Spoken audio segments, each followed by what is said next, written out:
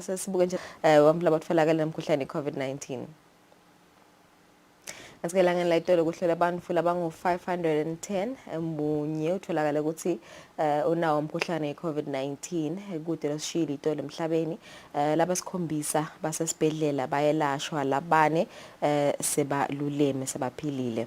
Kanti ke bongosi my active cases Eswatini angemashumi amabili namunye badlule abanye lo mkhuhlane kanti ke sime ku 1248 eMaswati lasilimalele nje kunenzaba yale COVID ku vaccinations ku 22.5%. Maswati lasagomela lokuphelele ang 260,535 eEurope kumatima kakhulu njoba emavela amaningi sekavele kadeclareile kusagijima ku 4th wave even nje le Croatia lapha capital city of Croatia Zagreb kuthiwa ke abantu baphume bayabhikisha bakhala ke ngalawo ma COVID restrictions njengoba uhulumende wakhona umemetele lo ukuthi nangwa kaJovi nje awungeni restaurant akuthenga ukudla wena uhlala nje ekhaya kude la uyakhona nakuma entertainment venues awungeni eAustria nakhona itolo bebagcwele emadolobheni nakhona uhulumende wakhona full lockdown basibantu abasebenzele emakhaya non-essential shops avaliwe but nanoma ngabe uthenga amaphilisi athiwa ngomlojovile nasebhasini nje na ungena khona kumele uproduce ama results akho COVID la negative exactly kanti lamanye amavevela access la serious lo LinkedIn ukuthi bayagcinisa vele ama regulations ukuthi mangabe nje ungakajovi noma ukude ama results kude phela ukhona ikhamba kahle. Now Belgium is the same thing, Netherlands is the same thing. Mavela wala savela declare ukuthi ona sekagijima ku 4th wave. Uba vele savela savela khona khona. So uyabona ukuthi nyayo start December ma holiday December lokusho le 4th wave ngentekana kanjani sitabathola kejabule kodwa 4th wave sitawungena kuyo masinya ukuthi kahle kwentekani. Basimkelise lamhlahleleni sabe sikhulumisana lapha nalabo soka khona kwakha inbox nje ubutakhumula ukuthi ngalesihlanu bekulanga labo bobabe men's day sikhulumisa kabanti ke ngato tindzaba tabobabe ama issues lababhekene nawo ukuthi bayakhona ukukhuluma ngetindzaba leti kanjena abakhona ukukhuluma ngetindzaba leti kanjena ukuba yini sabe sikhulumisana nabo nakho tindzaba tensimbi yesikhombisa saphinza bangosisithe kendzaba njengoba bekunana i-trade fair le intra Africa trade fair bese lapha edolobheni eDurban eNingizimu Afrika from the 15th to the 21st of November inhlangano ke yabomake labangaphasi kwenhlangano yemabhizinisi yakakhomersa leholo ke ngomhlonishwa wathanda inxumano bebakade bakhona le eThekwini banendvuna amancuba khumalo kuwo lo msebenzi lo safuna kuva nje umsebenzi uhambe kanjani akhona yini ama business deals lesika wabona aqhamuka as a result of lo msebenzi lona saphinze sibuke ke netemidlalo bongosi ukuthi yabenjani imidlalo yeMTN Premier League eSwatini nangaphandle kwelive njoba neArsenal nayo yehlelwe lifle limnyama kanti ke le timnanzi nje lapha eSudan ukuthi kulazela liyekhule bekhona Prime Minister Hamdok Sobhenzi ke bamreinstatile emva yokuthi ke abe ku house arrest from the 25th of October kuthiwa ke balungiselela ke ukhetho letaba khona in 18 months time sethemba ukuthi imimoya iyawubuya phansi khona even la seSudan bongosi asibahloleke market nasibuya sasenza bathe icala talo mhla ekseni watching the Monday edition of Kusile breakfast show.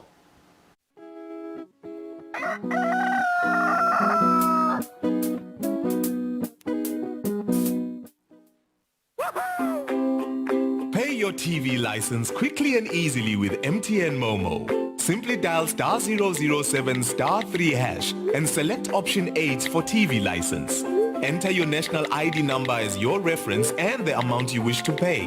Then enter your PIN to confirm your payment. Once your payment has been made, you'll receive a confirmation SMS of your payment. If you're a first-time payer, you get another SMS for your TV license. So legalize your entertainment from the comfort of your home.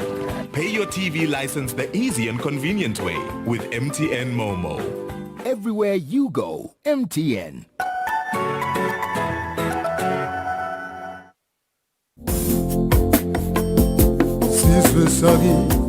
Thamela hlelo lwe-Faith and Community Initiative njalo ngolsomfo nakumbana ensimbi yesine entsambama Eswatini TV ungaphuthelwa nabo mama babo bonakele mina ngiyabuza mina sibuyele nenkosini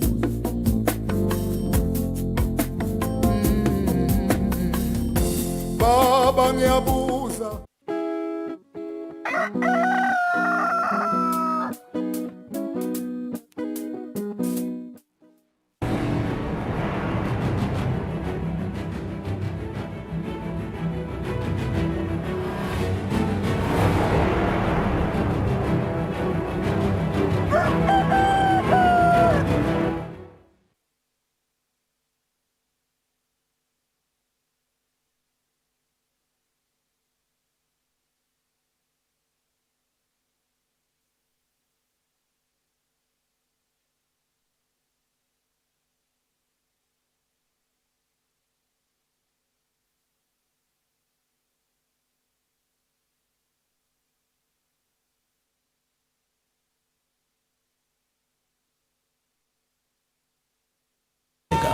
uvuseleleke wakheke emoyeni ngemculo wetenkolo bahlabeleli balapha eSwatini.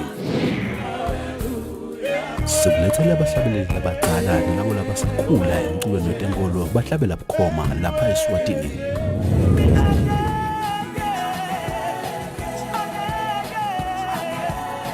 Siphinde sixoxisane kabanti ngalaba kwentako emsebentini wabo wekuhlabelela igospel konke kungiqinisa simakathe. Ungaphuthelwa ngomculo wegospel khona lapha eSwatini TV.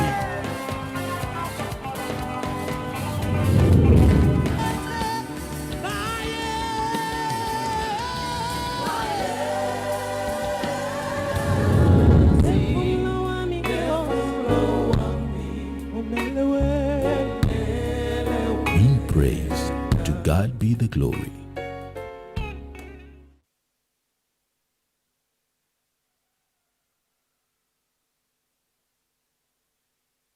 I mean, God had to go at me a number of times before I finally swallowed this. Because we just have such a wrong mindset about what God expects out of us. And you know what religion is? Religion is what we think God expects out of us instead of us looking at what he's done for us.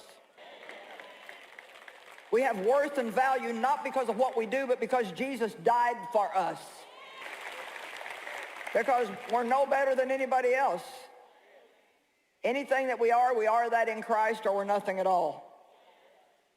And I enjoy ministry so much more now. I'm so comfortable, and I love God, and I like myself, and, you know, I don't care what you think about that, but I just like myself.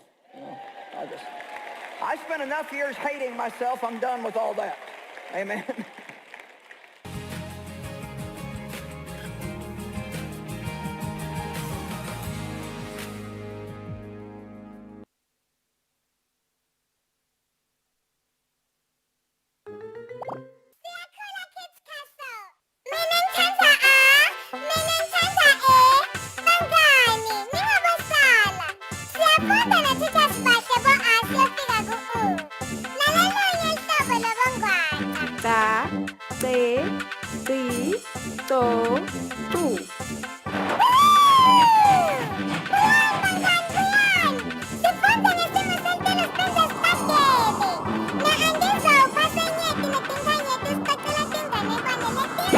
Kwake kwaba khona umncintiswano lomkhulu.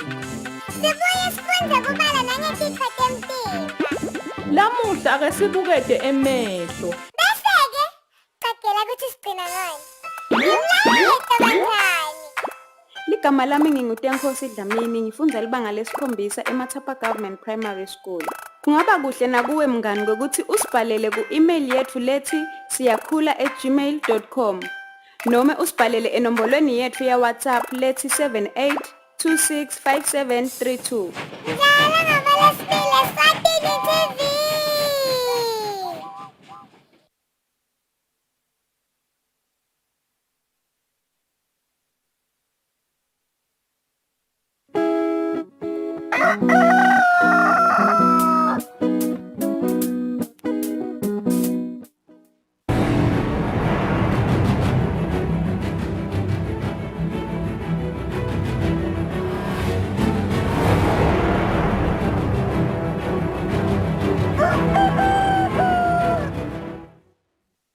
Asifuna sinemukele ehleleni Kusile Breakfast Show stonke netinzabentetfu futhi kucala. Kweswela nguletinye tintfo letifaka sandla ekubhebeteleni laba kuhlukubetana kwalabo labatsandzanako pheceleti intimate partner violence. Lokho kuvetwa ngumphathi wenhlangano yakamhlaba lebuketi indzaba telinani lebantfu Margaret Twala ngesikhathi live ligubha lusuku lomadvodza International Men's Day ehhotela leGallery kuMathapa. Ngalesihlanu live ngaphansi kwenhlangano yakamhlaba lebuketi indzaba telinani lebantfu nekutalana i-UNFPA ligubhela usuku lwemafotsa i-World Men's Day lapho kuhlangane khona tinhlangano etahlukahlukene kubuka ukuthi kungabanjiswana kanjani kucedza kuhlukubetana kulabo labatsandzanako. Umphathi ka-UNFPA Margaret Twala uthi labakubonile ukuthi kwesela kuyasifaka sandla ekubhebeteleni lehlobo lolu lokuhlukubetana. Kusala kakhulu ku-foundation njalo kunje kukhanza ukuthi umntali lomnye uhlala le babe uhlala le maka uhlala le labo umntwana nakakhuliseka kude le foundation leleyeka kahle so akade yena ukuthi nangishaya umuntu nje sengiyona akade ukuthi nangikhahlela lo mntwana esikolweni sengiyona kanti kucala lapho kude lokukhuta labantwana. This is what we are discovering here. Lokuyela esikhanza ukuthi kunebuswedi noma ngathi poverty. Lo buswedi benta ukuthi umntwana ontombazana aphumele ngaphandle ayofuna imali. Lokho nje sikuveka kakhulu kunabo base university ukuthi ma-allowances semancane, therefore kuze ukuthi bakhona ukusupplement kufanele baphumelele manje. Khanza ukuthi in the course of it soyashaya ngiyona lo partner lokuthi ayiphela ngikuthengele ibhodlela mina itolo ngikuthengele ne-chicken dust le-25 rand bayashaya labantwana bashayelwe yona. Lobuketi inhlelo ehlangothini lwetebulili nemindeni ovisini liphinda mvunankulu Mpendulo Masuku uthi livele sathinga kucinisa inhlelo de-mat water. Ukhanza ukuthi vele esikhathini esiningi bobaba nemajaha ikakhulukazi basalele emuva kuleti nkulumo ngoba ukhanza ukuthi esikhathini esiningi sikhuluma kakhulu kuvakala kakhulu lo bomake nebantwana namantombazana kube sekuba ngasuthi bobaba nemajaha bona abekho la kulesithombe kanti vele mbambamba nawuthi naka ngibona badlala inzima lenkulu ngoba mase siyabuka sikhuluma ngabo gender based violence manje kuhlukubeteka uthi uyabuka inombolo ngibo bobaba lekuthiwa bahlukubeta kakhulu ngiyo majaha lekuthiwa bahlukubeta kakhulu so ke kungakho ke ama engagements afana nalawa enda lokuthi sifune naleli thuba bese sikhulume nalamajaha nabobaba. Henry Moyo wenhlangano i-Men Engage Network uthi itikhala tinyende ekusebenzisaneni kwetinhlangano kucetha kuhlukubetana kwalabathandzanako. Esikutholako ngilokuthi kunema gaps la khona kakhulu ekusebenteni kwethu setinhlangano letihlukene. Lama gaps la khona mhlambe kulokunye lokuvela kugcame kakhulu ngilokuthi lama interventions noma tinhlelo letikhona dibhekana kakhulu nomuntu osehlukubetekile. Obese ukhanda ukuthi lo mhlukubeti mhlambe kuba kumncane lesikwendako setinhlangano ukuthi simside ukuthi ngemva kaloko angasaphindi asitakale naye mhlambe ukuthi angasaphindi acubeke nekuhlukubeta. Kulokunye lesekutholako mhlambe kungaba nguleti indlela tekuhlanganyela setinhlangano letihlukahlukene singathi thina ama collaborated approaches. Lonyaka lelanga ligujwa ngaphansi kwesicubulo lesithi budlelwane lobuhle emkhathini wemadvodza nabomake. Etindzabeni Eswatini TV kubika Samkeliswe Khoza ngasonto Mlangeni kuMathapa. Sihlalo inhlangano lebuke emalungelo ebathengi Consumers Forum Mandla Njakala ucela abathengi ukuthi bangathathwa umthumo we-Black Friday batikhanze badlabhadise imali bathenge labangakudingi. Njakala uthi bathengi abayisebenzise ngekucophelela imali ngalolu suku. Lusuku lwangalesihlanu lusuku lolatiwa ngeBlack Friday lapho khona titolo tehlisa insengo etinvensite kube nendalo ibutsaphutsaphu etitolo tindvo tishiphe bantfu-ke batitapele labanike batikhanza basebentisa imali lenengi bathenga loko lokwehlisiwe balengeke nekusebentisa imali ngalokwecile njengoba batawube bahola bavele efastelweni kuleli viki labanengi. Sihlalo wenhlangano lebuka emalungelo ebathengi kuleli Mandla Njakala lokuyi-Consumers Forum ucela bathengi ukuthi basebentisa imali ngekucophelela kulo Black Friday bakhumbule ukuthi noma tikola tisesevaliwe nje kodwa-ke titawuvula ukuthi ngeke donake timali bangatikhanzi sebathwele tandla inhloko kulokunye-ke sebangene etikwenetini babheka kubomashonisa kanti-ke leyo mali ngabe bayongile. Lokumgcoka kulokuthi wonke umthengi aphelele kulesimo lesiba kuso ngale Black Friday ngoba uyukhanze ukuthi kuthiwa kunezindali lesilapha nalapha bese ukhanza abantu sebathenga tino labangadidingi. Lokho bese kufaka etinkingeni letiningi sothi khanza sokuboleka letimali lobo ungakadingekali ukuthi uze usiboleke. Siyakhumbula-ke ukuthi kulo mnyaka vele thina sibathengi kude lokuhambele kahle. Kukhuphuke bogesi, kwakhuphuka bopetrol, kwakhuphuka emanti. Lokho-ke kube nemthelela lomkhulu empilweni yethu simaSwati. Asisakhona empeleni asisakhoni nje indlela yalokuthenga lezinto lesidingako ngalabo zukwana lesiba nayo. Kuleli viki lekuqala kuJanuary i-Consumer Forum kaManzini lapha kuthiwa isomhlolo Freedom Square ibeke ukuthi itaba ne-campaign la khona itabe ifundisa khona abathengi namalungelo abo onke la khona ngokuthi yini lamalungelo akho ungumthengi. Uthi nesive lesidinga kwelulekwa ngokusebenzisa imali singabavakashela emahofisini abo sisitakale kusebenziseni imali ukuthi bayisebenzise ngokucophelela. Etindzabeni ngingugiyane Msibingi naSamkeliswe Khoza nasonto Mlangeni eMbabane. Ngekubona kwanza kwembiko yabafelokati labemukwa imihlaba, inhlangano lebuke emalungelo yabafelokati uMhluma Foundation secala umkhankaso wokukhulumisana nabobandla ncane. Umcondzisi walenhlangano Lungelo Zulu uthi inhloso yalomkhankaso ukuvisisa kubo bandla kancane ukuthi yini lebanga tinkinga leti njengaleti. Kulomkhankaso wekukhulumisana nabo bandlancane bemiphakathi yakuleli lenhlangano yemhluma isekelwe nguhulumende weMamelika. Asachaza ngalolu hlelo umcondzisi walenhlangano Lungelo Zulu uthi kwemukwa kwebafelokati kanye netintsandzane umhlabathi kuyinfo lesolo ichubeka. Kune project lesiyentako ngekusitwa ngiyo i-American Embassy Eswatini la sikhulumisa khona indzaba ye-land grabbing among widows. Sihlano sihambile sayoyithula etikweni letinkhundla le project lena la sithathe khona bo RA bonke belive namabhalane betifundza siyothula le project and sive ukuthi ngekubuka kwabo yini lengasita ukuthi bafelokati bachubeke bawugcine one umhlaba ngisho sekushone emadvodza abo. Singakuveta nje sisakhuluma nemathetheshane authorities asesideni emphakathi wekuthi nabo bathi kudzingeka umthetho noma umthetho empeleni lo tabese uyasita ukuthi aguide bona bo bandla kakhulu ukuthi nabo bandla nqala ukuthi nangenteka unako umhlaba athathwe kumfelokati nifuseka lomthetho ngiwo lo tobelakala usita ukuthi emalungelo abo labafelokati bese ayagcineka nokuthi ke bakhale bakuvetile lobe yi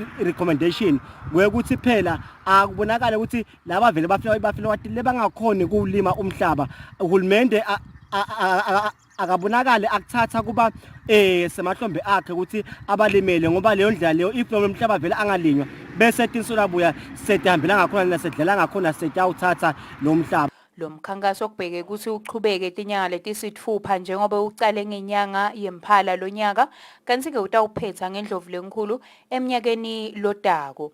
Etindzabeni kubika Sondomlangeni letinye titfombe titfolakala ekhasini la Facebook layo lenhlangano. Inkampani yaka Water Aid seyincume ukuthi itfole tonke tinhlangano letisebenta tindzaba tebantfu labakhubatekile kude kutholakale wonke umuntu lokhubatekile lapha eveni ngenhloso yokuthi wonke umuntu lokhubatekile angavaleleleki ngaphandle etindzabeni temanti lahlobile nenhlanteko netindlu tangasese letibalungelako lokulandzela ukuthi lenhlangano ihlangane nabo bonke labatsintsekako ekufakeni emanti nekwakheni tindlu tangasese emimangweni. Uletinye taletinqumo lenkampani inqume ukuthi yakhe umgogodla lotawubuka ukuthi ubanjiswa njani uhulumende ekutheni imithetho lebukele bantfu labakhubatekile yabasebentela. Lokhulumele inkampani yaka Water Aid babazile Bhembe uthi munyendo umsebentile kumele wentiwe live ekunakeni bantfu labakhubatekile kude nabo baphile njengalabanye bantfu. Munyenti kakhulu umsebenzi lesathe ngokwenda silive ekutheneleni bantfu labaphila nokhubateka baphile nabo njengalabanye bantfu lokufaka ekhathi imithetho yethu ufuna ukuthi kube khona lokushoko ngabo lokufaka ekhathi takhiwo nato tifuna ukuthi tibe sesimeni lesibalungelako sesikubukile lamhla ngokuthi sesishintshile from the approach that we are using, not a needs-based approach but a rights-based approach leni because we are employed noma ukusebenzisa tindlu tangasese kukha emanti noma ukuthola emanti netindzaba tekuhlanteka tintfo leto letisemthethweni sisekelo. So the solution yato ukuze itoba relevant and itoba timely, itoba appropriate and acceptable. The approach that we are employing as Water Aid is now saying look at it from a human rights lens ukuze itokhona ukuthi ayemukele lo muntu aparticipate evakale. Mengameli wenhlangano lesambulelo setinhlangano tebantfu labakhubatekile iFotswa Sipho Dlamini uthi lo mhlangano ube impumelelo njengoba bakhonile kwakha budlelwane nematiko kahulumende netinhlangano letitimele. Dlamini uthi uyethemba ukuthi lo budlelwane butawuqhubeka nakuletinye tinhlelo kungesiyo indzaba yemanti nenhlanteko kuphela. Siyabonga nje ukuthi lo mhlangano lesinawo ngoba umhlangano wokufundisa sine ematiko ahulumende lehlukene lana pheze futhi sibe nehlangano letinye letithumele ama-NGO lesibambisane nawo la lesevele lokusuka lapha sesivele sibophathini bekuthenini konke lokutabe kwendiwa nakuma-projects abo langasasiwonayo manje sibe ngibo balingani babo buphatheni babo ukuthi sibambisane sisebenzisane kuto tonke letikona. Inkampani yaka-Water Aid ithi ifisa ukuthi kubede losilelako ehlelweni lwayo lokuletha emanti lahlobile nekuthi tindlu tangasese tibe nguletihlandekile nenhlanzeko emakhaya nasemimangweni lekuthiwa iwashi. Etindzabeni teSwatini TV ngibonga Simagagule speaking. Umcondzisi wenhlangano yokwakha invota Tom Churchyard uthi bantfwana labalinganiselwako lokungamashumi 22 ekhulwini 22% bahlala nebatali babo bobabili lokuletha inseya lenkulu ecinisekiseni ukuthi umntfwana uthola lutsandvo lolufanele asakhula. Churchyard bekakhuluma ngesikhatsi uklomelisa bobabe lababe ingcenye elihlelo lababe locotfo. Inhlangano lebuke ukuchushisa emajaha nabobabe ngendlela yokuphila ekwakha invota ngemgcibelo ngaphansi kwehlelo lwabo lababe locofo bekhangisa ngetitfombe tabobabe labathwebulwe badlala inzima yabo thite ekhaya lapho kuphinze kwaklomeliswa nalabo labahambe embili ekuthwebuleni letitfombe letikhombisa kahle inzima yababe ekhaya. Likhuluma kulomcimbi lisekala lencusele live lemelika kuleli John Moya uthi bobabe banenzima lenkulu kumele bayidlale timpilweni tebamphana kucinisekisa ukuthi live liba nesive lesicofo kusasa. That a present and engaged father contributes to cohesive, resilient families and in turn builds cohesive, resilient communities. Indeed, the impact of a good father has on families and communities is hard to overstate. Children see it all. We know this is true, and as parents, caregivers, and community members, it bears reminding. Children see how we treat each other, and they model that behavior. If children watch positive male role models, respecting women, and embracing gender equity, they internalize these lessons and will be good fathers themselves. Umcondzisi wenhlangano yokwakha invota Tom Churchyard uthi live lisatsinga kucinisa tinhlelo tabobabe njengoba bangamashumi 22 ekhulwini 22% kuphela bamfana labahlala nebatali babo bobabili lapha eveni. In fact, it's actually now more normal not to live with your biological father than it is to live with that same individual. Here in Eswatini, only 22% of children live with both biological parents under the same roof, so that's 1 in 5. Children move between family members. Parents move away for work or study, or as a result of breakup or tragedy. And the cynic would say that this idea of a heteronormative, traditional family unit is a thing of the past. But even if this is, part of me still hopes that it's not. The role of men and father figures remains critical to a child's emotional and psychological development. Inhlangano kuletinye tinhlelo tayo iyaye ibambe umfundzasikolo wakufundisa bobabe ngetindzaba tekuhlela umndeni nelwati ngekonga nekusebentisa imali. Etindzabeni teSwatini TV kubika Samkeliswe Khoza nginasonto Mlangeni eSulwini. Sawubuyile umgcitselwano wetemakhono nemasiko lebobanjwa njalo ngeminyaka. Umgcitselwano bowugcine kubanjwa ngeminyaka wa 2019 ngenxa yemkhuhlane COVID-19 lobhedvuke ngenyanga yeNdlovulenkhulu ngeminyaka wa 2020. Kulo mgcitselwano bekugcitselene amaqembu laphuma etifundzeni 13 etelive. Kulomnyaka bekugcitselene amaqembu endlamu kanye nenkadla. Mapalane wenhlangano yemakhono nemasiko bekaphansi idlamini othi imigcitselwano lefana nalena ibalulekile ikakhulu kuyo insha njengoba lena indlela legcina ngayo iphindze ifunze emasiko.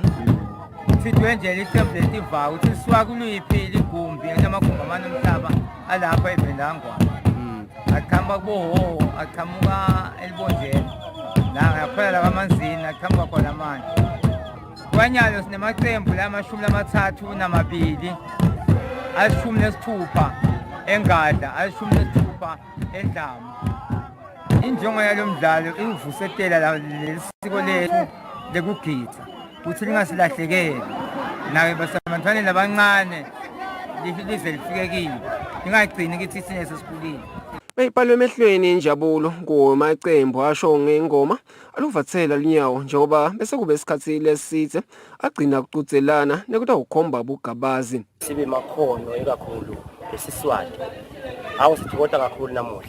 Kuyimfoto kakhulu njengoba amasiko ethu siwathanda. Baqeshe umkanje wathakekho. Ukuthi sizophinde sivutetele ukubonakala ukuthi solo sikhona eSwati. Ngijabula kakhulu nakethu ukuthi sithole ithuba elinjengaleli ukuthi si-express amakhono ethu emva kwesikhathi eside sibambe ubu-COVID singakhona ukuthi nathi si-express amakhono ethu ngoba la masiko lawo boyisemkhulu kodwa baphila ngawo ngakho-ke nathi sibafayela abancane futhi sikhule ngawo kude. Sijabule kakhulu ukuthi siyalithola le thuba ukuthi sivuselele emasiko emva kwesikhathi eside sekune-COVID singakhona ukuthi siphele intole. Sibonga ukuthi sigcine silitholile ithuba ukuthi siphinde sikhone Mapalane wenhlangano yemasiko nemakhono uphakamise isibongo kuhulumende ubavulela lelithuba lelifana naleli. Dlamini uthi uhulumende uma avula lithuba lekugomela umkhuhlane we-COVID-19 emacembu ende njalo njengoba bekubheke ukuthi agomele lo mkhuhlane kude akhone ukuqhubeka nalomquthelwano. Etizabente Eswatini TV ngibonga Simagagule Hawaii.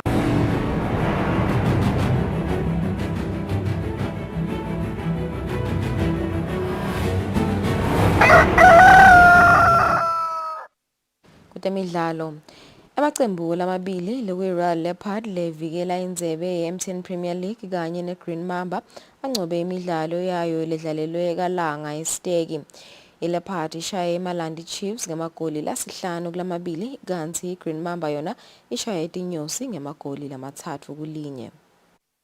Lecembu leGreen Mamba lithola ngetuna lecembu leTinyosi emidlalweni wesithathu walamacembu ngaphasi kweMTN Premier League emidlalweni lodlalelwe enkundleni yakalanga eStegi. iGreen Mamba ikhombe kuba namandla esigabeni sokuqala salomdlalo ngemva komzuzu leli-15 yathola igoli lekuqala lomdlalo. Kungakapheli isigaba sokuqala iGreen Mamba ithola ipenalty leshaywe nguphinda Dlamini saphela kanjalo isigaba sokuqala ihamba phambili iGreen Mamba ngamagoli amabili ecanzeni. Esigabeni sesibili Tizamile kubuya Tinyosi tathola igoli lekuqala. Ungakapheli lomdlalo iGreen Mamba ithole lesithathu waphela kanjalo umdlalo ihamba phambili iGreen Mamba ngamagoli amathathu kulinye. Emidlalweni wesibili abavikela lendzebe lokuyiRoyal Leopard bathola netuna naMalandi Chiefs khona kalanga eStegi. Imalanga ivele yathola igoli lekuqala njengekushesha nakusaqala umdlalo. Junior Magagula weRoyal Leopard usheshile naye wasita licembu lakhe ukuthi lithole lekulinganisa. Ichubekile nekudlala kahle iRoyal Leopard lapho khona Bereston Camp uthole lesibili leRoyal Leopard. Ubuyile Bereston Camp waphinda wathola lesithathu lobe kungilakhe lesibili. iMalandi Chiefs iphindze yakhumbuta abalandzeli bayo ukuthi isekhona kulomdlalo yathola igoli layo lesibili.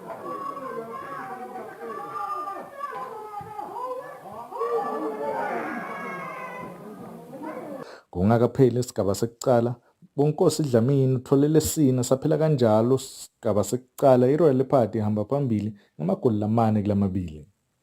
Esigabeni sesibili kubite ukuthi iRoyal Leopard icethe lomdlalo inabadlali abalishumi ngemuva kokuthi Junior Magagula athole ikhadi elibovu. Thabiso Mankonkwane ushaya igoli lekugcina lemidlalo waphela kanjalo iRoyal Leopard ihamba phambili ngamagoli lasihlanu kulamabili.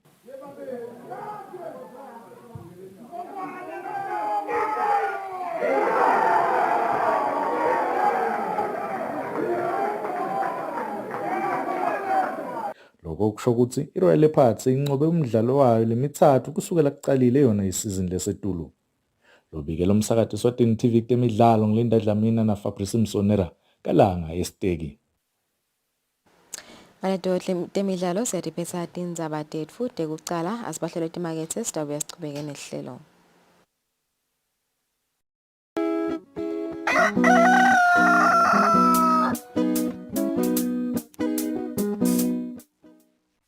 At FNB, we are committed to growing your business with you. Our agribusiness solutions are customized to your needs to give you access to input finance and asset-based finance.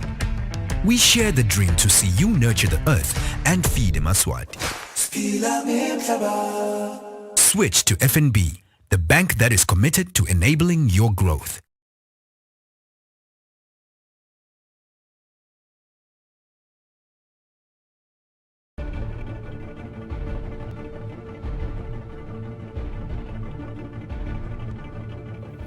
As more digitization takes place and more people are connected to the internet, it is important for institutions to undertake cybersecurity related due diligence and assessments, identify proper detective controls, enforce cyber hygiene and insider risk programs to protect and safeguard their working environments from cyber-related threats that are counterproductive. As we commemorate National Cybersecurity Awareness Month, Dipepise, be cyber smart.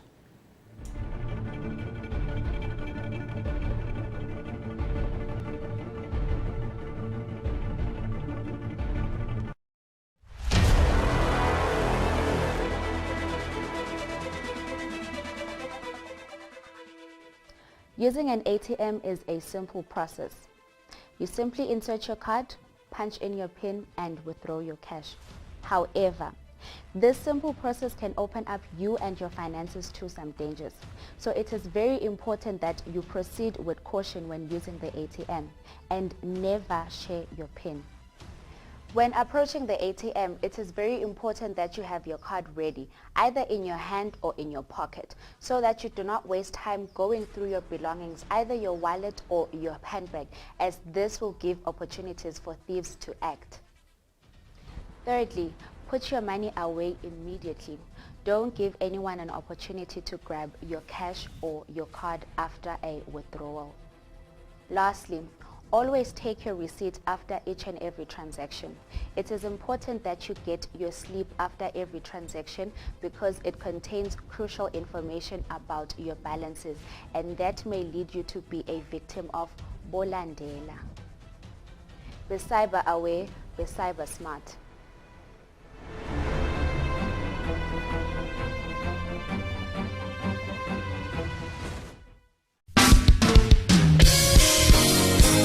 Sehlelweni lethi litsini libandla siyambonga uNkulunkulu uhlelo liphindze libuyele emoyeni. Basically ngingathi nje empeleni yabona uNkulunkulu nakadala umhlaba including bantu leti khathi leti tethenjisiwe mofundzi incwadi ya John chapter 16 verse number 33. The way the gospel has been portrayed nayilethwa la kubantu yabo yende ukuthi abantu babe offended. Sikholwa futhi ukuthi sidaphinde siba nabo evikini lelitako sikhulumisa yona le ndzaba lesikhuluma ngayo emsakadweni wakho Eswatini TV sibuko semaswati. Ayichesuke kamalako likhulu chesuke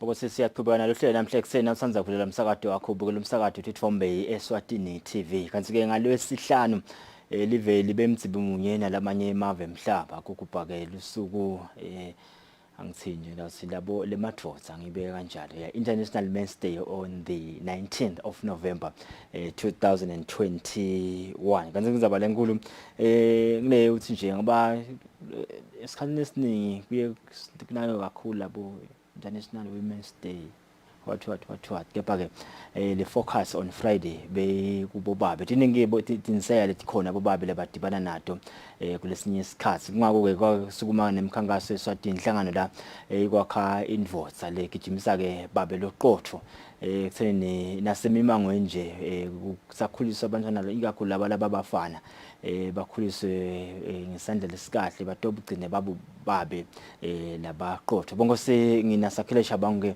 lokuyena kabuke teke ukukhumana lapha kulo kwakha indvodza bonke sifuna ukuvanyana ngomsebenzi lebokathe ukhona lapho beba lonja khona umsebenzi ngemgcibelo shabanga nguvusile ngikwamukele hlelo namhla ekseni.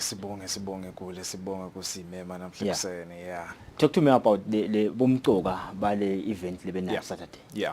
So thinking ngaqala ngekuveta ukuthi babelokuxoxa for the Good Dad campaign, i-campaign lecalwe last year. Yes. After i-organization ibone ama-gaps lakhona in terms of issues of GBV, in terms of child maintenance, in terms of kukhulisa abantwana. Sathi no, we have a lot of organizations that are looking at women empowerment and how to educate and empower the girl child, but asasibuke nangulo ngumfana ukuthi naye asawungena kuyoba ngibabe. Let's look at what we can actually put in there to re-socialize bobabe ukuthi babe present and phindze futhi babe bo positive father kuleti kubantu babo basakhupha sabakhulisa. So besenda nje ma workshops during beginning in the month of September. Ema workshops na expectant fathers and as well as bobabe la sebakhona in kule game ngisho kanjalo. So sifundzisa nje lapho sifundisa ngabo family planning, how to support a pregnant mother, how to be present in your child's life so that ultimately sukutoba nale positive role model lengibabe itokhona nokudlala lenzima lekufuna idlala. For the longest time besolo sathi uthi ngimake kuphela lofuna nurturisha kanti kuna nayi role ledlalwa ngibabe naye le nurturing nayo phindze futhi le provide emotional support because nawubuka nje uvuhlala uva ukuthi bobabe ababhadala child maintenance sinezama lokuyikheba ukuthi before sifike nakuloko ukuthi akusabhadala child maintenance funa ube khona ube present because kunetimvo lesithi bese siya deterrisha from happening in the future. But see past experiences influence present behavior. So if bobabe badlala a present role model la lo mfana sakhula khona lesikuvimba ukuthi kuchubeke kwendeke. So apart from lama workshops kebelebe solos now, we launched a competition, Babelo Photo Photography competition.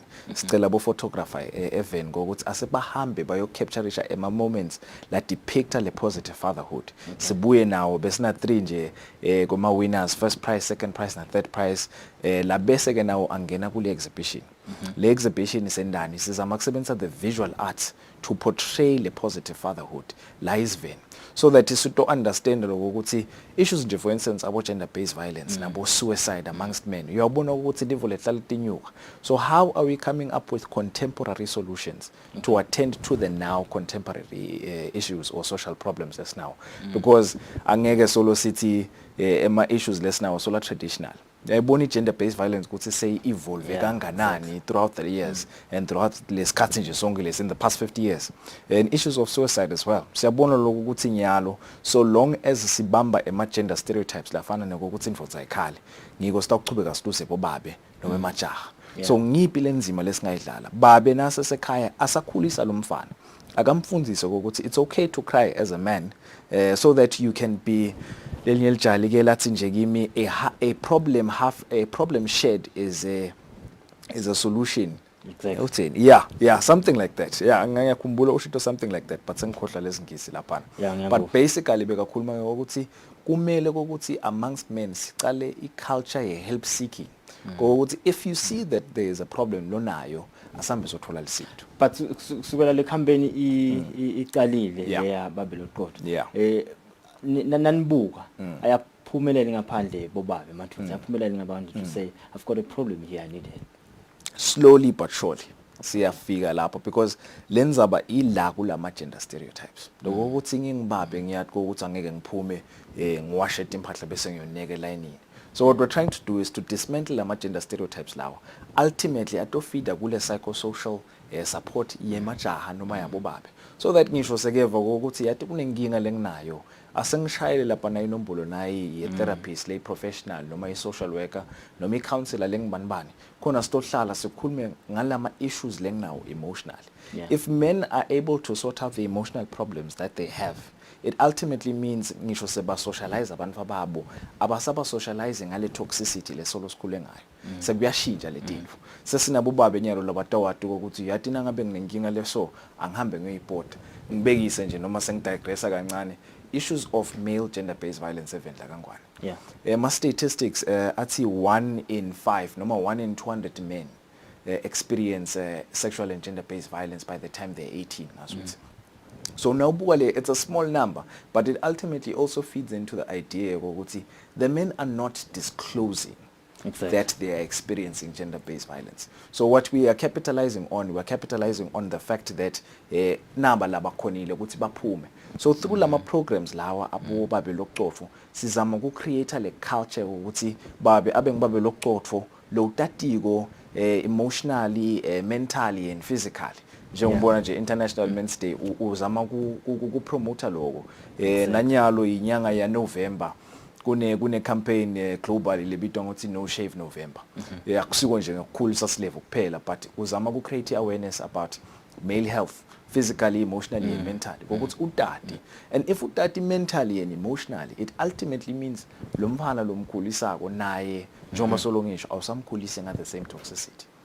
Nembala bongo sithi kanje leti ndzaba vele kule nakubheduka le COVID-19 lamanye ama issues la bese ayagabzela kakhulu ngiyole ndzaba yekuhlukubeteka kwabomake nebantwana bahlukubeteka bobabe vele ngoba sebachitha isikhathi bakanye kanye sikhuluma nje leti ngesho ya Europe emavela amaningi akhona yangena ku lockdown siphelele kusi probably na kufika nale fourth wave nala ngakithi yakhanza ukuthi lawa ama COVID-19 restrictions sakathi kuqina ngilapho la afika anyuke khona lama cases abo GBV ngiyafuna nekuthola ekuthenini lokunye lebe kukhalwa ngako itolo bekuba bebakhala ngale ukuthi siyayiva lenza ukuthi asiphume esikhulume but ke sengale le reception ngale ngazi nangivela ngale sekuhlekiswa ngami so that's true kunjutse lengashoya ngumfati sekujani ngale la kufanele bawubhoda khona ngiyakujabula lo mbuto loya kakhulu ngoba sisa resocialize athine bobabe nemajaha on the ground solo siyakhutsata nangala kuma service providers ngokuthi nathi lama gender stereotypes aswakhokheni both males and females labangala ku service provision whether in health sectors noma in whatever sector that you are in lethal sithu asikudismantlishe lokho ukuthi sicabanga ukuthi bobabe bede dinginga njengabomake. The culture that we're trying to create ngeku resocialize ukuthi sathi ukuthi letivo leti face abomake nabobabe bayathi face nabo but how are we coming because the situation ye GBV nje for instance so long as sitawuthi yindzaba yabomake as bobabe siyayilahla nathi ngoba nabuka ama perpetrators ayona le GBV ngibobabe kakhulu kanti phinze futhi nendzaba yabo gender sithi nasikhuluma ngendzaba ye gender kusheshwe kuthiwe bobabe bavele bathi indzaba yabomake leyo thina isifake ngani we need to stop looking at it as indzaba yabobani and all come to the table njengoba ngivedile nje ukuthi kwaKind Voter for instance is Eswatini is foremost male mentoring organization. A lot of the organizations like are looking at women's rights violations, which is a good thing. But Nyalo, that's one end of the spectrum. So Nyalo, nati as much as nasi bambe on the other end of the spectrum go how are we resocializing men to also live harmoniously with bomage Nyalo la. So that's why nalama solutions lesisita nawo. Sesizama kuba contemporary. For instance, we're using the visual arts through the exhibition. We commissioned a photographer, professional. Wahamba watfubula titfombi of different men with their children all over the country. But access stage, bese backstage ayinlento. No, akusiko stage. Kunema requirements ne criteria lesetshenziswa ukuthi vele because what we're trying to do is sizama ukuthatha bobabe labaqotho sibendela ama male champions. Because if wena nje kule so ubona ukuthi na email champion embi kwakho so uyabona ukuthi nami ngiyakhona khamba ngiyosocialize lo munye sengiyamfundisa ngalento lenje kanjalo sekunale domino effect seyangena ke and that's what we're trying to do. Le exhibition nje si launchile Saturday, it's going right through until next week Saturday. So ngasikhutsata sive ukuthi sihambe si interact nale artwork club sive lokho ukuthi mbambamba if that person can do it mina ngihlulwa yini kune tithombe lapho dabo babe bawasha teacher kuna tithombe dabo babe lapha athulisa umfana ke lo ngumfana akhala akasho ukuthi ungakhali but uyamthulisa nje ukuthi yacha no sekwendeke so nyalo sale center so and a lot of other things that are happening there because njengoba ngishito kucaleni tindzaba tabo child maintenance kule live la kangwane tiletule ngaya lapha ka social welfare utawubona ukuthi nalapha ka magistrate kuhlala ukhanza so funa sikhebe ukuthi ingafiki la child maintenance ayifike la ngoba futhi part of being babelo kucotho kusho ukuthi le family planning sayitsinga nyalo le stateless kiso angeke ungitshele ukuthi usacabanga kuba na 8 kwabantwana not unless lama finances ayavuma but if ubuka ukuthi ama finances akavumi nawe nje unguwe namake lakhaya angeke kuvume ukuthi nibe na 8 kwabantwana sale sibuka ukuthi sibana 3 kwabantwana so that isitomeka show ukuthi lama emotional needs abo and any other needs labathi ngawo sikhona si present atokhula lo mfana because njengoba ngishito past experiences influence present behavior and ultimately lama issues lesesinawo namuhla la because kunema rules ezibobabe lesawaskipa sangawadlala sathi ukuthi sengihlanyele nako ngishona uyabona kanyalo sesithi sine thana sokubonile ukuthi uhlanyele nangu so tethwele make ngimsupporta njani emotionally kwanaye ngito create nali emotional bond nalo mfana sengaphula waze watala umfana ngathi nasesibhedlela ukuthi nakaye esibhedlela ukuthi ngakala ikhadilani nani ngisho sekatelo umfana ukhona ukuthi umbambe and you look at other countries ukhanza ngisho tindzaba double paternity timvo lesetibo kwako nathi siyinhlangano sesekubukile ukuthi nabo babe sebayidzinga i-paternity leave imcoka i-paternity leave nje akakwakha indvodza ng4 weeks ukuthi naso utalisile lapha uyamthatha 4 weeks wakuhamba uhlale ekhaya because again besolo sibuka le role yamake as nurturing but naye babe kune role lemcoka kakhulu la utsinza indzaba yema roles lana le I think nasibuka nje society lethu lasithamuka khona ifike yahlunga yasile lama roles lawa amake lawa ba so lapha kunetithombe lapho kwanza babo washaticha I think we still have those challenges ekuthenini no certain roles emakhaya vele alabo ma how are we going to change that culture? It is about time. We cannot say ukuthi angeke sikhona kuyishintsha angidawubekisa ngiba khona kulama workshop abo babe lokuxoxwa and diyaphuma letimpo lethi and one of the things nje bobabe laba vamise kudisho lapha ukuthi cha no akusiko ukuthi teacher ngifuna ukuwasha ngingatwasha teacher but angifuni ukubonakala ukuthi ngiwasha teacher so nangabe siwasha impahla la khatsi endlini asiwashe la khatsi endlini bese uhamba uyoneka wena because sicabanga ukuthi kuyasi emasculate ngulama stereotypes wona lawo la sifundisa ukuthi emasculation leyo kanti cha akusiyo nje ngakuhlabi limi nala imadodza la msebenzi besicota nawo akhala ngalo ukuthi ngisho la simnenyagoropa ngiyathi mnenyaguqa base ngoropa angilwisa man ngileyo ke ngilama stereotypes lawo lesidinga kuwabamba ukuthi siwabulale ngoba bona bacabanga kanjalo ngoba bacabanga ukuthi sekususa le masculinity yami kana kuyisusa thina nje sigule ekhaya lapho khona ilithime belibuya ukhanze ekitchen liyapheka nalicetha kupheka liyaphakela lapha noma bayasitana namake emva koloko sebahamba bayolala uyabona siyayibona lemvulo ukuthi akusiko ukuthi lama roles lawa allo nalawa allo because nawubuka kule kunema gender roles nema sex roles ema sex roles angeke akhona ukuthi interchange between women and men I sex role nje ngibekise ukuthi a woman cannot ejaculate sperm a man cannot give birth because the anatomical structure to actually do that but when it comes to gender roles uyabona nyalo la ngaphandle na ungena lapha Pick n Pay ujekela amatruck lamakhulu lapha ukhanza ishayo ngangimake true econtract ukhanza make aphethe isaka la cement lelingahlula ngisho nana aliphethe ahamba nabo so uyabona ukuthi sebakhona in spaces that for the longest time we thought are not theirs yabo ngani it's a matter of giving each other equal opportunities ngisho nasekhaya because the family institution is the most important institution socialize abantwana if thina sitawuchubeka sitshengise abantwana ukuthi ekhaya teacher tiwashwa lama mfumbatana ngaphandle kucenza abafana noma siwa separate lama roles lawo solo sichubekisa na stereotype and unfortunately the stereotype unakule ithi emajaha tawuchubeka abuke bomake as secondary citizens when so ultimately lo utawufuna objectify lo exactly because ngunaloko ukuthi mina ngcono kunawe and that is why ema issues of gender based violence ataqhubeka nyuka so what we're trying to do nyalo ukuthi siniketana lamathuba lanilingana nako kuletigaba tonke so that sitokhona kudlala letinzima asisho ukuthi make nababe bayafanana but I-conversation ye-gender isho ukuthi siniketana amathuba lalinganako and ama roles can be interchanged so that we can live harmoniously because now tonke letinzaba gender based violence ngisho nalendzaba ye-patriarchy indzaba ye-patriarchy for the longest time emajaha cabanga ukuthi iyaba benefit kana iba benefit and ubona lokho ngokuthi ayisiye i-patriarchy siyayitsanza but isibulele nathi ngoba asikhona ukukhuluma ama issues ethu na ufike emajaheni lapha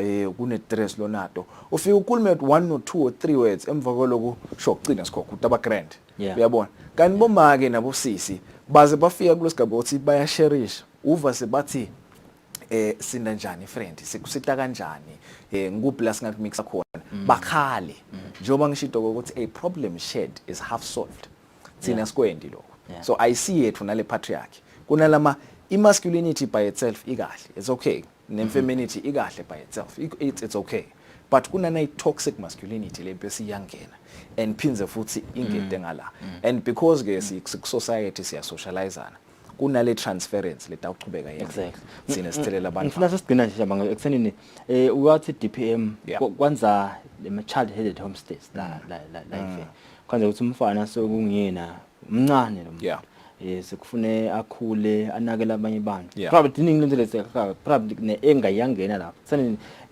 etinhlelweni 10 niyafuna ukuba targeta la bafana lotakwenza ukuthi mfana 16 but sengiyena head of the family emvamsa yakhona nje kulama workshop abababe lokuxoxa uyokhanza because siye sibite bo expectant father so sithi I age group ya between 20 and 45 so to mixa lamajala amadzala nalawa lamancane uyakhanza vele ukuthi laba labakhona labafana labancane some of them are coming back from child headed households akusasiko nokuthi banakekela siswabo yena putabo lomncane but ukhanza ukuthi naye sone wakho umfana so ultimately by virtue of being the head of a household so uthatha le responsibility ekubangibabe nalapho asibavalele ngaphandle siyabavumela ukuthi abangene because sifuna ukuthi sifundzise bangakafiki kulesigaba lapho khona sebona tinfo yebo kona kukhona lokho ukuthi khona losokonakele nalokuthi umfana kufuneka abe umvu lobamba elikhaya because of a lot of factors yawe financially and otherwise but nasekwendekile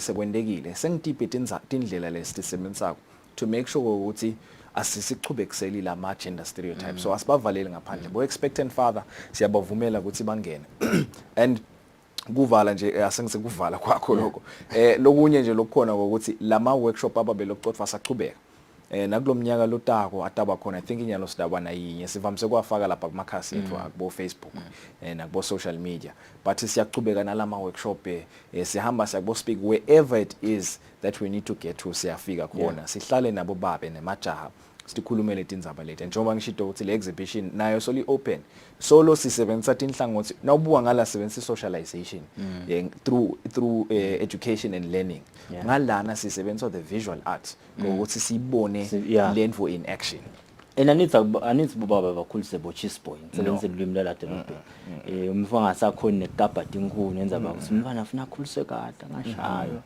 bese abakhulu babe responsible abakhule babe responsible abakhule babe majaha laqothwa so that one day bataba bobabe labaqothwa so that futhi one day make sure ukuthi le ma issues lesinawo namuhla akusiwo lama issues lataba khona because we can't continue living in a society where sale sikhala ngokuthi GBV sedu sikhala ngokuthi ama suicide sedu yini lesikwendako to make sure ukuthi we attend to these issues and the population yala kangwane is fairly a young population average 70% of young population le youth true yabo so asi attend na youth nyalo youth iseyahlalila ku social media how are we creating programs latawungena lapho and that's why we're even using the arts because ngitiphi indlela letinye lesingatisebenzisa continually ukuthi si address ama social issues nyalo nje kuningi nala singakwenda youth nyalo TikTok we need to start thinking ukuthi sim infiltrate njani TikTok ukuthi sichubeke nale nshumayelo because yona letimvo tabo intimate partner violence domestic violence tendeka kakhulu lapha kulentsha enatendeka lapho kusho ukuthi lekhaya lo mfana nakasakhula angumfana wafundziswa ukuthi wena nguwe lo msikathi awumbuki nokumbuka yabona and nasikhuluma ngetindzaba taku enhance abo gender angeke siyikhulume le conversation leyo without emajaha nabo babe because bama perpetrator nembala bonke obviously leliphinda nkulu ngiyathanza nje uba uhlala igcizelela le kuthenini akukwendi ube indvosa nathi akuphakamisa isandla kumflongmarket noma ke intombadaneni lokho akudefine ukuthi indvosa kangakanani sethemba ukuthi imisebenzi lefana nalena bobabe batayivakashela bonke silapha ezulwini la khona ungafika khona utibonele my examples la khona abobabe loqotho njengoba asho shabangiseni basebenzisa iart manje kuzama ukuthi picture lesithombe ukuthi this is what we are talking about ngoba lesinye isikhathi lokuyikhuluma ngilokunye nalokuyibona bese kuba ngilokunye the impact bese bakhona shama sibona kakhulu ukuthi ube nasinamthe accents nifisana nje kusebenzela ukuthi kodwa sethemba manje lo ukuthi sibambise nesimaswati sitayilwa lenzaba ikakhulu kahle lenzaba yale gender based violence uye kuhlungumana suyeva uve sibakwaze manga ukuthi ethwele bamgwazile lo muntu yamhlinza ifuna kukhipha nomfana. Yeah, we hope we are going to get there. Yeah, eventually kancane through my efforts like collaborative stuff. Exactly. Because ngo 5 minutes before 7 sibathola ke market test ubuya siqhubeka nalo hlelo namhlanje you're watching the Monday edition of Kusile Breakfast Show.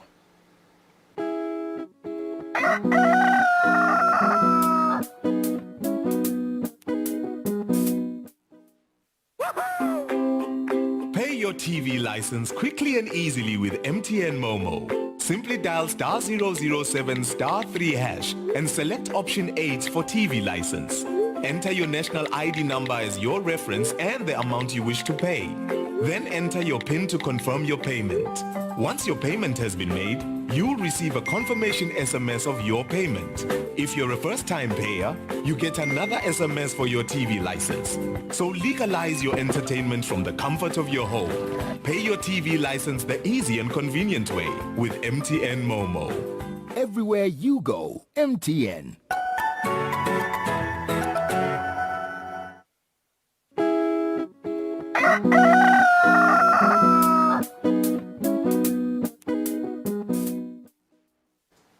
Because in 3 minutes before 7 besiteka lenzaba yababe loqotho lalo sikhona vele lesidingo sekuthi ngoba labanye bathi kulabo babele sebabatsala probably singete sanaka lapho salevele kunakwa lapha phansi ukuthi kukhule bababele wadiyo ukuthi umuntu wesifazane uyahlonishwa ngoba silala sikhona khona kubhlungu manje lento nakubona ukhanze ukuthi noma check out whatever media outlet uyihlola ukhanze ukuthi kuhlubedeke emaye kabhlunga enasuvana le ukuthi kwende njani kuda akuchazeke kahle ngoba I think nje labanye amafotha linksini abanele ukuthi ngimi infotha la ekhaya so kumele kugcine samvele kugcine mine you understand so I think noma mhlawumbe labanye kuba nginokuthi vele bakhule ba-abuse lengithini ngiko sebakhula sebanale ngcombe yokuthi vele umuntu lento abanaye kumele ngimhlukubede lo munye ukhanze sibekayibona vele lento la khaya ubona babe angishama uyakubona ukuthi ucabanga ukuthi is the right thing to do normal so nje I think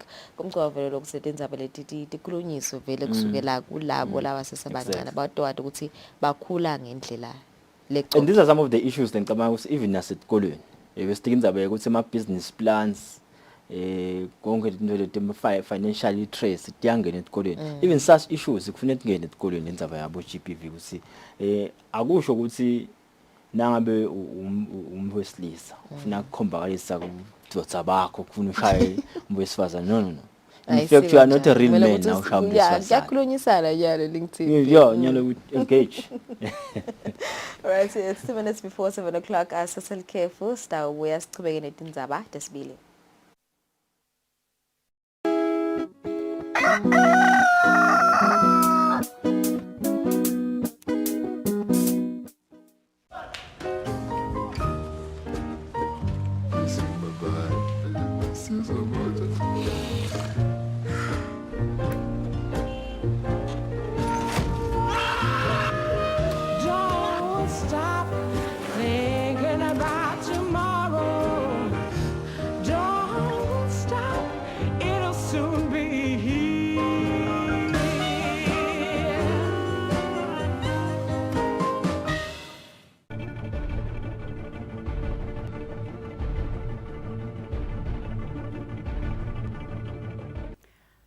The banking sector processes and keeps extremely sensitive personal data. This makes us an attractive target for cyber criminals. As we commemorate the National Cyber Security Awareness Month, the challenge to all financial players in Eswatini is diphephise, be cyber smart.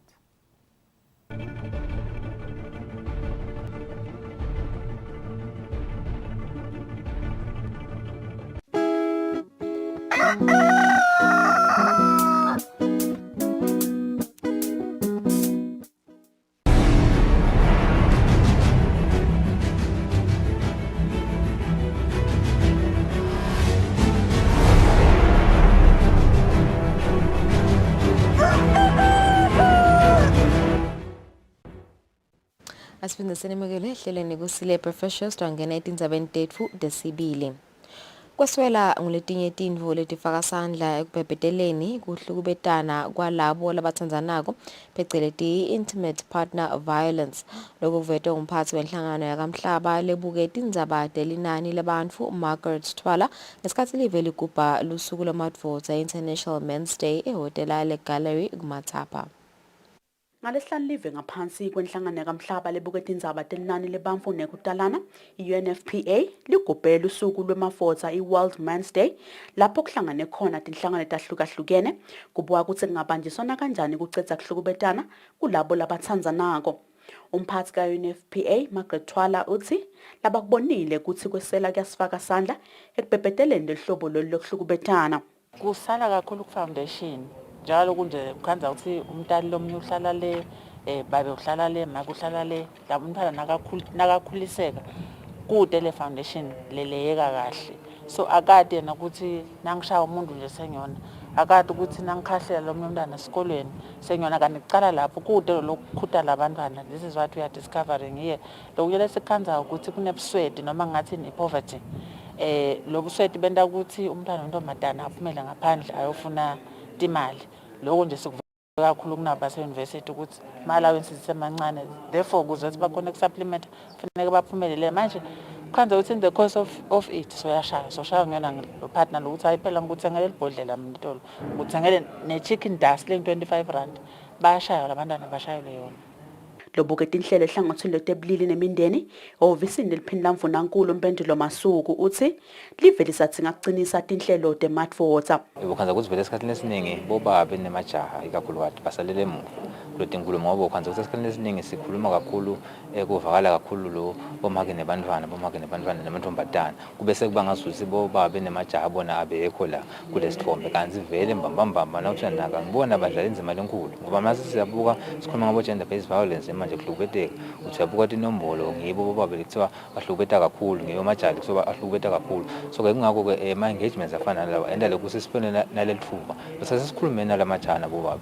Henry Moyo wenhlangano i-Men Engage Network uthi tikhala tinyende kusebenzisaneni kwetinhlangano kucedza kuhlukubetana kwalabatsandzanako. Esikutholako ngilokuthi kunema-gaps lakhona kakhulu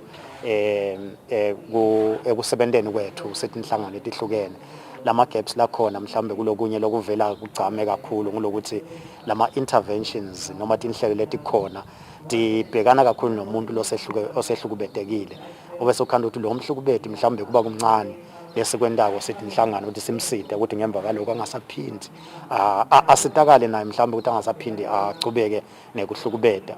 Kulokunye lesekutholako mhlawumbe kungaba nguleti indlela tekuhlanganyela sithi inhlangano letihlukahlukene singathi thina ama-collaborated approaches.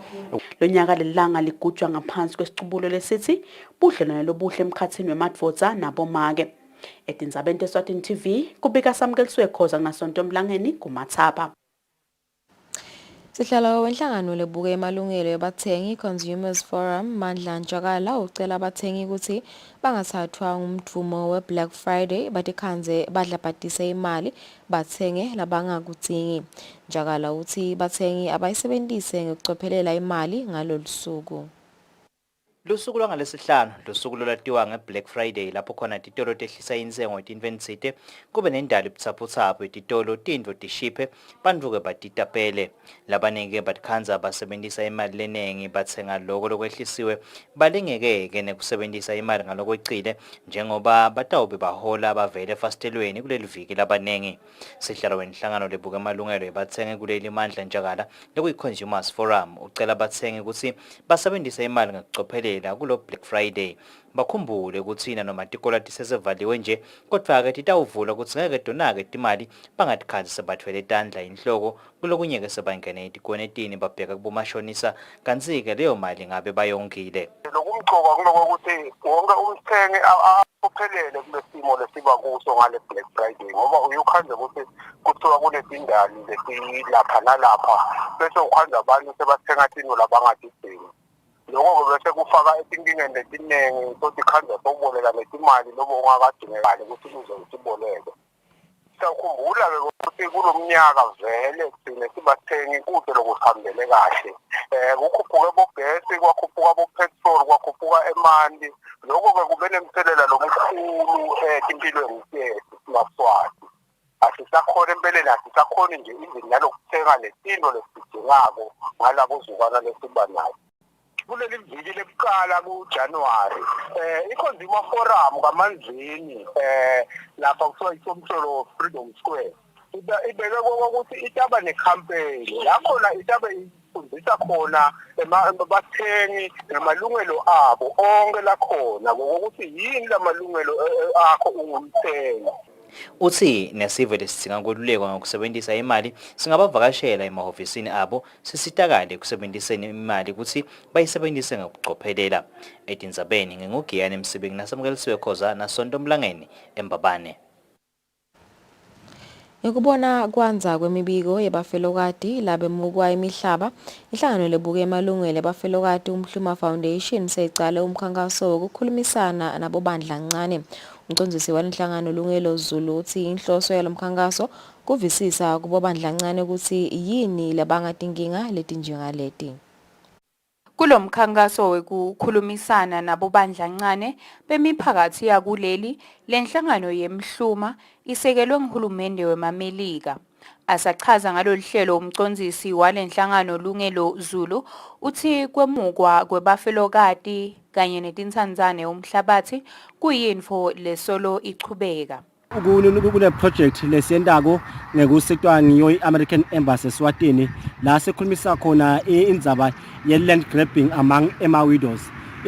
Sihlangano sihambile sayoyithula etikweni letinkhundla le project lena la sikhona bo RA bonke belive namabhalane betifundza siyothula le project and sive ukuthi ngekubuka kwabo yini lengasita ukuthi bafelokati bachubeke bawugcine one umhlaba ngisho sekushone emadvodza abo. Singakuveta nje sisakhuluma nemathetheshana authorities asesideni emphakathi wekuthi nabo bathi ukuthi ngeka umthetho noma umthetho empeleni lo tabese uyasita ukuthi aguide bona bobandla kakhulu ukuthi nabandla ncane ukuthi nangenteka unako umhlaba athathwa kumfelokati nifusela lomthetho ngiwo lo tabelakala usita ukuthi emalungelo abo labafelokati bese ayagcineka nokuthi ke bakhale bakuvetile lobe yi recommendation ukuthi phela akubonakala ukuthi laba vele bafelokati lebangakhoni kulima umhlaba uhulumende akabonakale akuthatha kuba semahlombe akhe ukuthi abalimele ngoba leyo ndlela leyo if nomhlaba vele angalinywa bese tinsola buya setihambela ngakhona nasedlela ngakhona setawuthatha lo mhlaba. Lo mkhankaso okubheke ukuthi uchubeke etinyanga letisithupha njengoba ucale ngenyanga yemphala lonyaka kanti ke utawuphetha ngendlovu lenkulu eminyakeni lotako. Etindzabeni kubika Sonto Mlangeni letinye titfombe titfolakala ekhasini la Facebook layo lenhlangano. Inkampani yaka-WaterAid seyincome ukuthi itfole tonke tinhlangano letisebenta tindzaba tebantfu labakhubatekile kude kutfolakale wonke umuntfu lokhubatekile lapha eveni. Inhloso yekuthi wonke umuntfu lokhubatekile angavaleleleki ngaphandle etindzabeni temanti lahlobile nenhlanteko netindlu tangasenso letibalungelako. Lokhu kulandzela ukuthi lenhlangano ihlangane nabo bonke labatsintsekako ekufakeni emanti nekwakheni tindlu tangasense emimangweni. Uletinye taletinqumo lenkampani inqume ukuthi yakhe umgogodla lotawubuka ukuthi ubanjiswa njani uhulumende ekutheni imithetho lebukele bantfu labakhubatekile yabasebentela.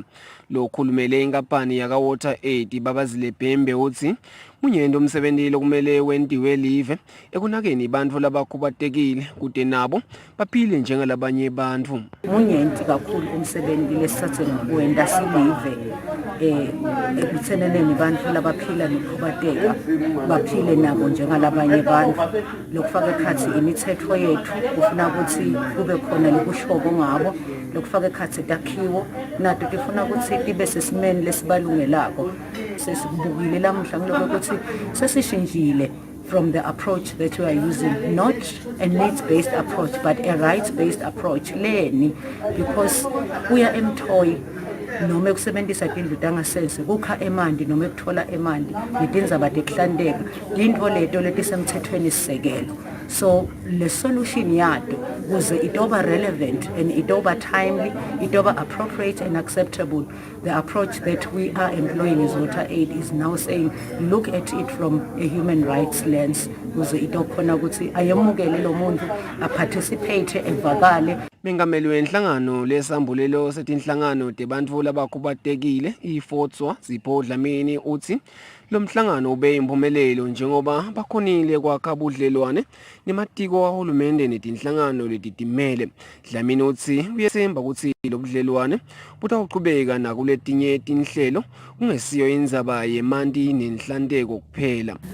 Siyabonga nje ukuthi lo mhlangano lesinawo ngoba umhlangano wekutofundisa sine ematiko ahulumende lehlukene lana phinde futhi sibe nehlangano letinye letitimele ama-NGOs lesibambisane nawo la lesevele lokusuka lapha sesivele sibophathile bekuthenini konke lokhu yabe kwendiwa nakuma-projects abo langasasiwona wemandi sibe ngibo balingani babo buphatheni babo ukuthi sibambisane sisebenzisane kutotonke tikona.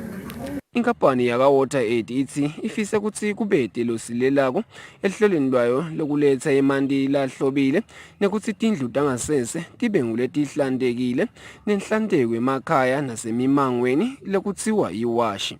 Etindzabeni teSwatini TV ngibonga Simagagule speaking.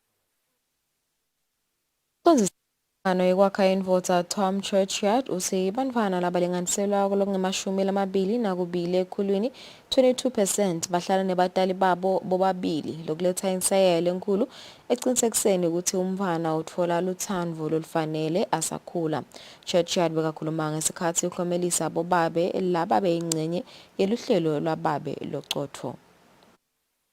Inhlangano lebuke ukuchushisa emajaha nabobabe ngendlela yokuphila ekwakha invota ngemgcibelo ngaphansi kwehlelo lwabo lababe locofo bekhangisa ngetitfombe tabobabe labathwebulwe badlala inzima yabo thite ekhaya lapho kuphinze kwaklomeliswa nalabo labahambe embili ekuthwebuleni letitfombe letikhombisa kahle inzima yababe ekhaya. Likhuluma kulomcimbi lisekala lencusele live lemelika kuleli John Moya uthi bobabe banenzima lenkulu lokumele bayidlale timpilweni tebamphana kuqinisekisa ukuthi live liba nesive lesicofo kusasa. That a present and engaged father contributes to cohesive, resilient families and in turn builds cohesive, resilient communities. Indeed, the impact of a good father has on families and communities is hard to overstate. Children see it all. We know this is true, and as parents, caregivers, and community members, it bears reminding. Children see how we treat each other, and they model that behavior. If children watch positive male role models respecting women and embracing gender equity, they internalize these lessons and will be good fathers themselves. Umcondzisi wenhlangano yekwakha invota Tom Churchyard uthi live lisatsinga kucinisa tinhlelo tabobabe njengoba bangamashumi lamabili nakubili ekhulwini 22% kuphela bamfana labahlala nebatali babo bobabili lapha eveni. In fact, it's actually now more normal not to live with your biological father than it is to live with that same individual. Here in Eswatini, only 22% of children live with both biological parents under the same roof, so that's 1 in 5. Children move between family members. Parents move away for work or study, or as a result of breakup or tragedy. And the cynic would say that this idea of a heteronormative, traditional family unit is a thing of the past. But even if this is, part of me still hopes that it's not. The role of men and father figures remains critical to a child's emotional and psychological development. Inhlangano kuletinye tinhlelo tayo iyaye ibambe umfundza sikolo kufundisa bobabe ngetindzaba tekuhlela umndeni nelwati ngekonga nekusebentisa imali. Etindzabeni teSwatini TV kubika Samkeliswe Khoza nginasonto Mlangeni eSulwini. Sewubuyile umqhudelwano wetemakhono nemasiko lobobanjwa njalo ngeminyaka. Lo mqhudelwano bowugcine kubanjwa ngeminyaka wa-2019 ngenxa yemikhuhlane ye-COVID-19 lobhedvuke ngenyanga yeNdlovu lenkulu. Kulo mqhudelwano bekuqhudelene amaqembu laphuma etifundeni itotini etelive. Kulomnyaka bekuqhudelene amaqembu endlamu kanye nenkadla. Mapalane wenhlangano yemakhono nemasiko beka phansi idlamini othi imiqhudelwano lefana nalena ibalulekile ikakhulu kuyo insha njengoba lena indlela legcina ngayo iphindze ifunze emasiko. Sidwe nje iqembu letivaka ukuthi sisuka kuliphi igumbi lamagumbi amanomhlaba alapha eVendangwa. Aqhamuka kubohoho, aqhamuka elibondeni. La ngaphela la kamanzini aqhamuka khona manje. Kwanyalo sinemaqembu la32 ashumi nesithupha engadla, ashumi nesithupha endlamu. Injongo yalo mdlalo ivusetela lesiko lethu lekugitsa. Ukuthi lingasilahlekeli nawe basamantwana labancane lize lifike kibo lingagcini kithi sine sesikhulile. Beyiphalwe emehlweni injabulo kumaqembu asho ngengoma aluvathela linyawo njengoba bese kube isikhathi lesithe agcina kuqhudelana nekutawukhomba bugabazi. Sibe makhono ekakhulu esiswati. Hawu sithokoza kakhulu namuhla. Kuyimfoto kakhulu njengoba amasiko ethu siwathanda. Wacisha umkanje wathakekho ukuthi siphinde sivutetele kubonakala ukuthi solo sikhona eSwati.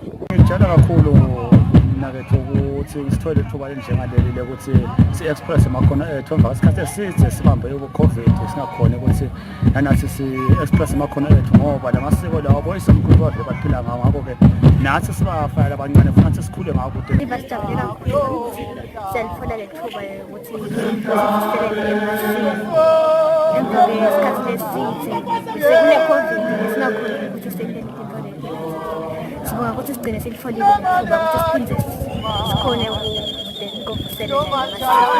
Mapalane wenhlangano yemasiko nemakhono uphakamise isibongo kuhulumende ubavulela lelithuba lelifana naleli. Dlamini uthi uhulumende uma avula lithuba lekugomela umkhuhlane we-COVID-19 emaqembu ende njalo njengoba bekubheke ukuthi agomele lo mkhuhlane kude akhone ukuqhubeka nalomqhudelwano. Etizabente Eswatini TV ngibonga Simagagule Hawaii. Komishana wetisebendi etiwe letisebendi nenhlalakahle Mthunzi Shabangu uthi nangabe etisebendi nebacashi bato bangevani ngalokuthide futhi sebahambe tonke tingoni solo kude kuvumelana tisebendi tinelungelo lokuya kaSimak noma bete ehovisini la komishana wetisebendi lotfute nato tibeke tikhalo tato. Shabangu bekakhulumisa indzaba yetikhalo tetisebendi tetitolo tase Pick n Pay eCrescent eZulwini letikhala ngekungaphatheki kahle nekungasebenziseki kahle kulesitolo. Tisebendi letisebenta esitolo sase Pick n Pay la seCrescent khona Plaza eZulwini setivakalise buhlungu bato ngekungaphatheki kahle tisasebenta kulesitolo ikakhulukati-ke impatho lengasiyinhle lechamuka kubaphathi balesitolo. Letisebendi letikhulumiselene betindzaba balomsakato ticele kungavele tithombeni ngekwesaba kulahlekelwa ngumsebenzi kodwa-ke tabhala phansi tikhalo tato tathumelela betindzaba letifaka ekhatsi kusebenta sikhathi lesecile i-overtime kodwa-ke bangabhadalwa. Njengoba bathi labanye bangena ngensimbi yesithupha ekuseni baze bayophuma ngensimbi yesikhombisa-ke noma ngesiphohlongo ebusuku. Bathi-ke kulokunye abakhulunyiswa nakahle ngoba bathethisiswa kwabantwana lesinye isikhathi-ke lokho kwentiwe embiko makhasimende. Bathi kusebenziswa nemagama langakhi lafaka ekhatsi ukuthi kabaphili kahle itinhloko lokuyindvo lengabehlike nani kahle magama lavamile-ke kulesitolo. Kulokunye-ke basisi sebendi lesinye asingasikhulumisi lesinye sisebenzi ngenxa yokuthi nemphatha kasikhulumisi babanga lutho tsite lokwenda-ke bangasebenzisani kahle. Bathi-ke besifazane babakhiphisa netingalo tabo tekufakwa babukise nangetitayela tabo lebatende enhloko lebatsi beva engasi sekwenca emalayini yemsebenzi. Bathi-ke nabatama kuyikhulumisa nabo supervisor indzaba abanikwa indlebe kanzi-ke nemphatsi sitolo akabeva nabatama kubeka tikhalo tabo. Nabaveta-ke tikhalo tabo bathi-ke basenjiswa kucoshwa emsebentini lebese-ke kwenta ukuthi basebente ngebuhlungu bathule du. Umphathi-ke wasoka esitolo Banele Sithole sembutile ngalendzaba nekuthi uyiphendvula uyithini ngoba tiyakhala tisebenzi kakusesinye kakusetimbili kodwa dinengi. Usiteke indzaba lenjengalena ayikade yefika kuye uyayiluma nje wacela ukuthi-ke sikhulumise umcashi wabo laba bekunene lekuyinkampani yeka-NDZ lesebenza ngaphansi kwa-Pick n Pay.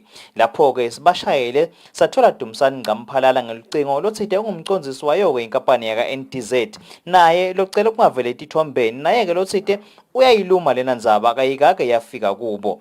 Simbutile-ke ukuthi nayi-ke indzaba seyikhona tinyathelo tini latawutitsatsa.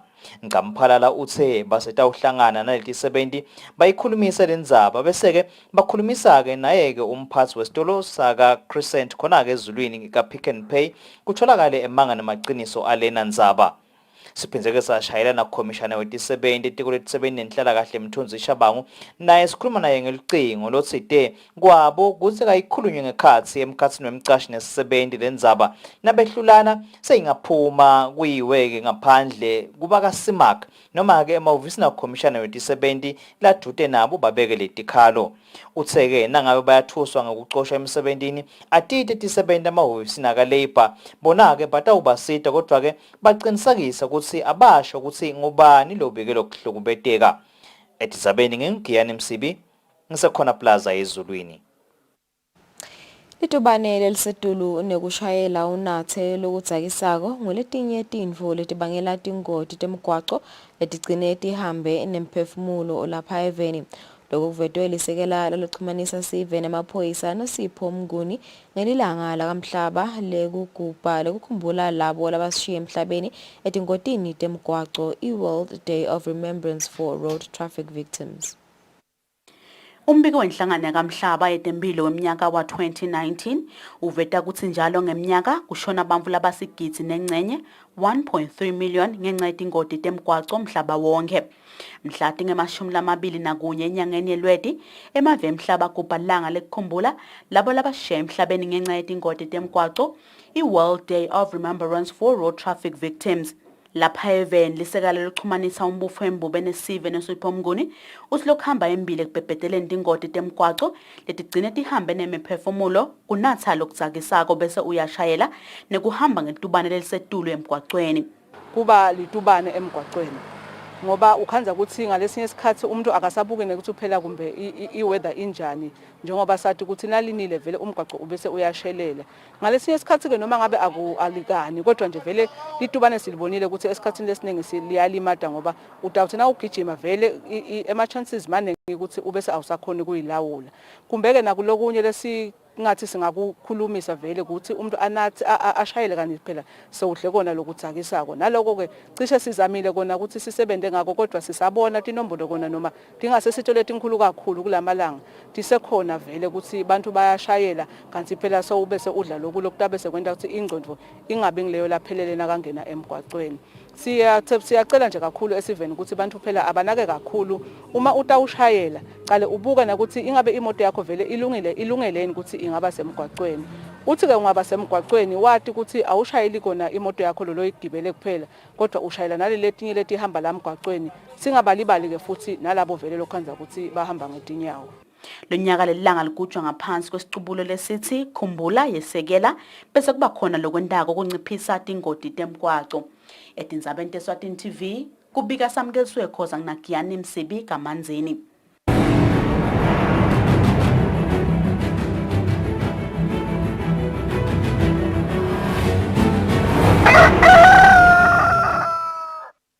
Kutemidlalo.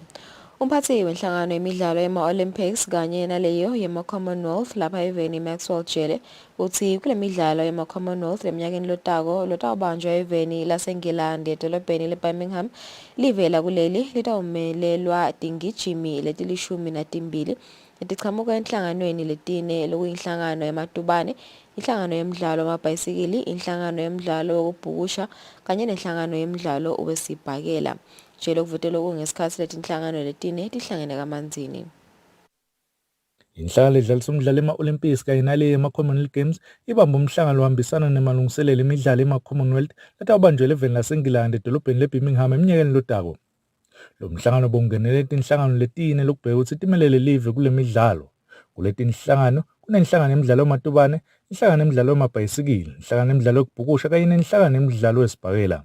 Umphathi wenhlangano yemidlalo yama-Olympics kanye nale yama-Commonwealth Games lapha eVeni, Maxwell Jele, uthi kuleti inhlangano letine kutawuhanjiswa tingijimi letilishumi kuphela. Lithemba sinalo kakhulu kuma-Commonwealth Games ngalokuthi mhlawumbe ngasho nje kwekuthi sinenhlanhla mhlawumbe kwekuthi ema-Olympic Games adileya. Ngikhuluma nje sisuka kuma-Olympic Games kuletinyanga letimbili esisuka kudo la khona ama-athletes ethu kuwo lama-sports disciplines lengikhuluma ngawo abesimelele kuma-Olympics. So siyathemba kwekuthi mhlawumbe le standard labasikhombisa le kuma-Olympics bachubekele etikwaso. Sinalo lithemba silive kwekuthi kuma-Commonwealth Games si-expecte ema-performances langcono kakhulu lamanye lesethembako kwekuthi mhlawumbe nakupodium singakhona lokuthi sivele khona. Kuleti ngijimi Sibuso Matsenjwa sowuvele unalo lithikiti lokumelela live kule midlalo kulandzela ukuthi adlale kahle emidlalweni yama-Olympics lendlulile lebeyibanjelwe eVeni laseJapan kulomnyaka losedulu. Kulama Commonwealth Games la ngavele ngitijalile at least I want to be in the final in the 200 meters. Anything can happen. I don't want to put myself under pressure and ngende my promises that lokunye kutati vele la masala final anything is possible. Kanzi letinye tifake ekhatsi Erika Seyama, Thabiso Dlamini kanye naMos Shabangu lokubheka ukuthi tingenele imidlalo ema-qualifiers ukuthi tikhona kuthola lithikiti lekumelela live kule midlalo. I'm currently preparing and being the only high jumper it is hard but I'm focused and I'm working hard. There's not much I can say by saying that I've just been preparing well. Ngathini esithathu lawo ama-Commonwealth Games lengiyakiwo. So with the experience lenginayo ngibukile nami ukuthi in terms of preparations and ngicale nyalo ngiyajabula naloko ukuthi they've given us an opportunity yiko ukuthi besingacala sihlelele nyalo look plan ya 2021 and 2022 ya December preparation for nama Commonwealth Games. So ngicantsi together with the coach is sebenta tikwayo le plan le program. Le midlalo itawuqala mhla ka-28 enyangeni yaKholwane iphele mhla ka-8 enyangeni yeLweti eminyakeni lotako. Lobikela umsakati Eswatini TV kutemidlalo ngilinda Dlamini na Fabrice Msonera eMbabane. Emacembu lamabili leWiral Leopard levikela indzebe ye-MTN Premier League kanye neGreen Mamba angcobe imidlalo yayo ledlalelwe kalanga esiteki. iLeopard ishaya eMalandi Chiefs ngemagoli lasihlanu kulamabili kanti iGreen Mamba yona ishaya eTinyosi ngemagoli lamathathu kulinye. Leqembu leGreen Mamba lithola ngetuna leqembu leTinyosi emidlalweni wesithathu walamacembu ngaphasi kweMTN Premier League emidlalweni lodlalelwe enkundleni yakalanga esiteki. iGreen Mamba ikhombe kuba namandla esigabeni sokuqala salomdlalo ngemva komzuzu leli-15 yathola igoli lekuqala lomdlalo. Kungakapheli isigaba sekuqala iGreen Mamba ithole ipenalty leshaywe nguPhinda Dlamini saphela kanjalo isigaba sekuqala ihamba phambili iGreen Mamba ngemagoli lamabili ecanzeni. Esigabeni sesibili tizamile kubuya Tinyosi tathola igoli lekuqala. Ungakapheli lomdlalo iGreen Mamba ithole lesithathu waphela kanjalo umdlalo ihamba phambili iGreen Mamba ngemagoli lamathathu kulinye. Emidlalweni wesibili labavikela lendzebe lokuyiRoyal Leopard bathola netuna naMalandi Chiefs khona kalanga esiteki. Imalanga ivele yathola igoli lekuqala nje ngekushesha nakusaqala umdlalo. Junior Magagula weRoyal Leopard usheshile naye waseta liqembu lakhe ukuthi lithole lekulinganisa. Ichubekile nekudlala kahle iRoyal Leopard lapho khona Bereston Camp uthole lesibili leRoyal Leopard. Ubuyile Bereston Camp waphinda wathola lesithathu lobe kungilakhe lesibili. iMalandi Chiefs iphindze yakhumbuta abalandzeli bayo ukuthi isekhona kulomdlalo yathola igoli layo lesibili.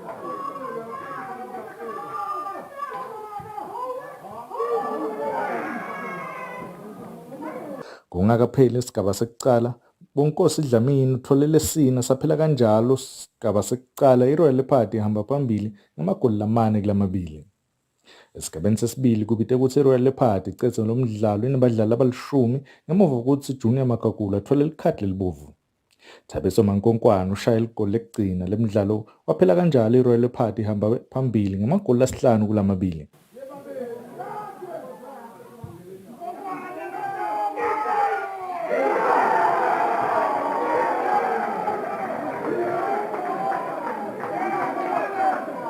lokho kusho ukuthi iRoyal Leopards inqobe umdlalo wayo lemithathu kusukela kuqalile yona isizini lesetulu. Lobikela umsakathi Eswatini TV kutemidlalo ngilinda Dlamini na Fabrice Msonera kalanga esiteki. Ledoda emidlalo siyadephetha tinza batetfu futhi sibile asibahlole timakethe sitawubuya sichubeke nehlelo.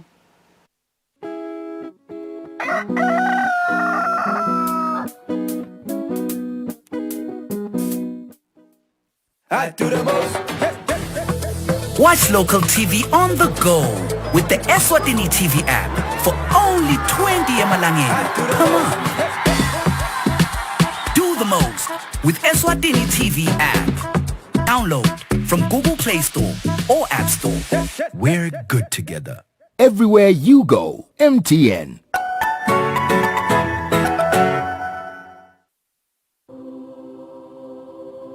When you choose your adventures, you do so with an open heart and a desire for the unexpected. You embark on journeys to discover new worlds, full of wonder. You choose a path to awaken your senses, to feel the rush of life overwhelm you, a world to make you look up and realize just how inspiring this life can be. You ask, and we give you the royal experience. Arrive and awaken your heart. Explore life in ways only thought possible in your dreams.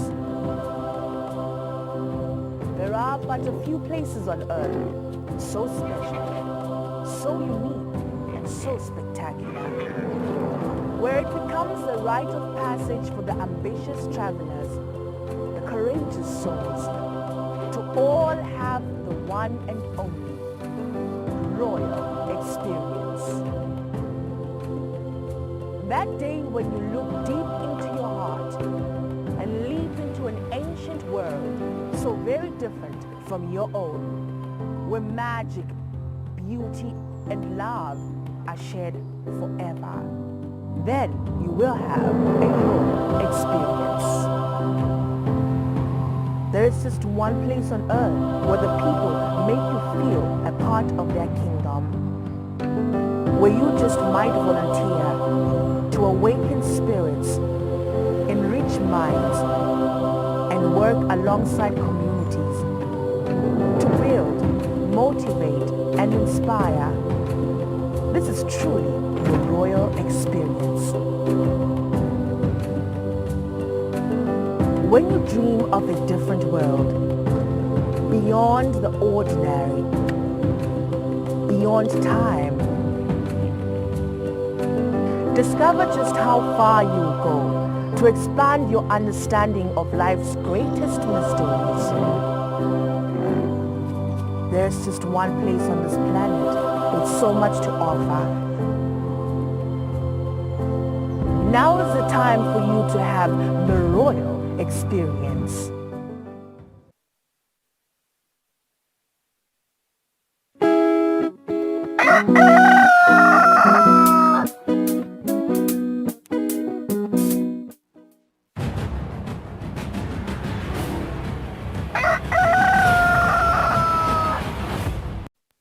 Bothi siyaqhubeka nalo hlelo namhla ekseni namhlanje kulela umsakazo wakho ubukela umsakazo tithombe Eswatini TV sehleleni Kusile breakfast show sinanje kubuka leto temidlalo lebethendeka la ekhaya ngempela sonto siphinde ke sibuke na kulamanye emave emhlaba. His former Rwandan under 17 international, his name is Fabrice Banjane ekhaya Kanimba Msonera. Kunjani ba? Nguvuzele magwabana. Yes. Asengicale ngeKhosafu ngiyakhumbula ukuthi bekunaleli bandla la ka Region 5 la libambe umhlangano iyatekwa ke nenza bekuthenini probably sitayibamba iKhosafu athini kwendekani on that front. I think just to give maybe the country and the entire nation the update is that we've been given all the credits and all the what should I say, thumbs up. We are ready to host. I think the first inquiry was to look at in terms of hosting facilities. Can we have stadiums to play. So a tournament of this magnitude, sikhuluma COSAF, sikhuluma under 20, not the senior COSAF. You need at least to have two, at least, standard, CAF standard stadium. So with Mavuso currently now has been okay with CAF. So Somkloro anytime should be ready in time soon. So we have those two grants. So I think this is a long overdue, time as a country. When can we host anything? Because from maybe under 20, if COSAFA is happy, start senior, maybe women's COSAFA tournament, and then at the end of the day, because now COSAFA senior tournament, South Africa, I think he was there for the 4th, 5th time. The last time was Zambia, but they have been hosting. So most of the countries are not eligible in terms of standards. So this is a good start. Maybe from the seniors, COSAFA style, Chan, under 20, who knows, AFCON at some point. So it's a starting. So with two grounds, facilities, we've got some of the good hotels. You talk about Bosban and George, all those areas. They look at also the areas where teams can train, all those things are looked at. So we've been okayed to host the under 20 COSAFA tournament.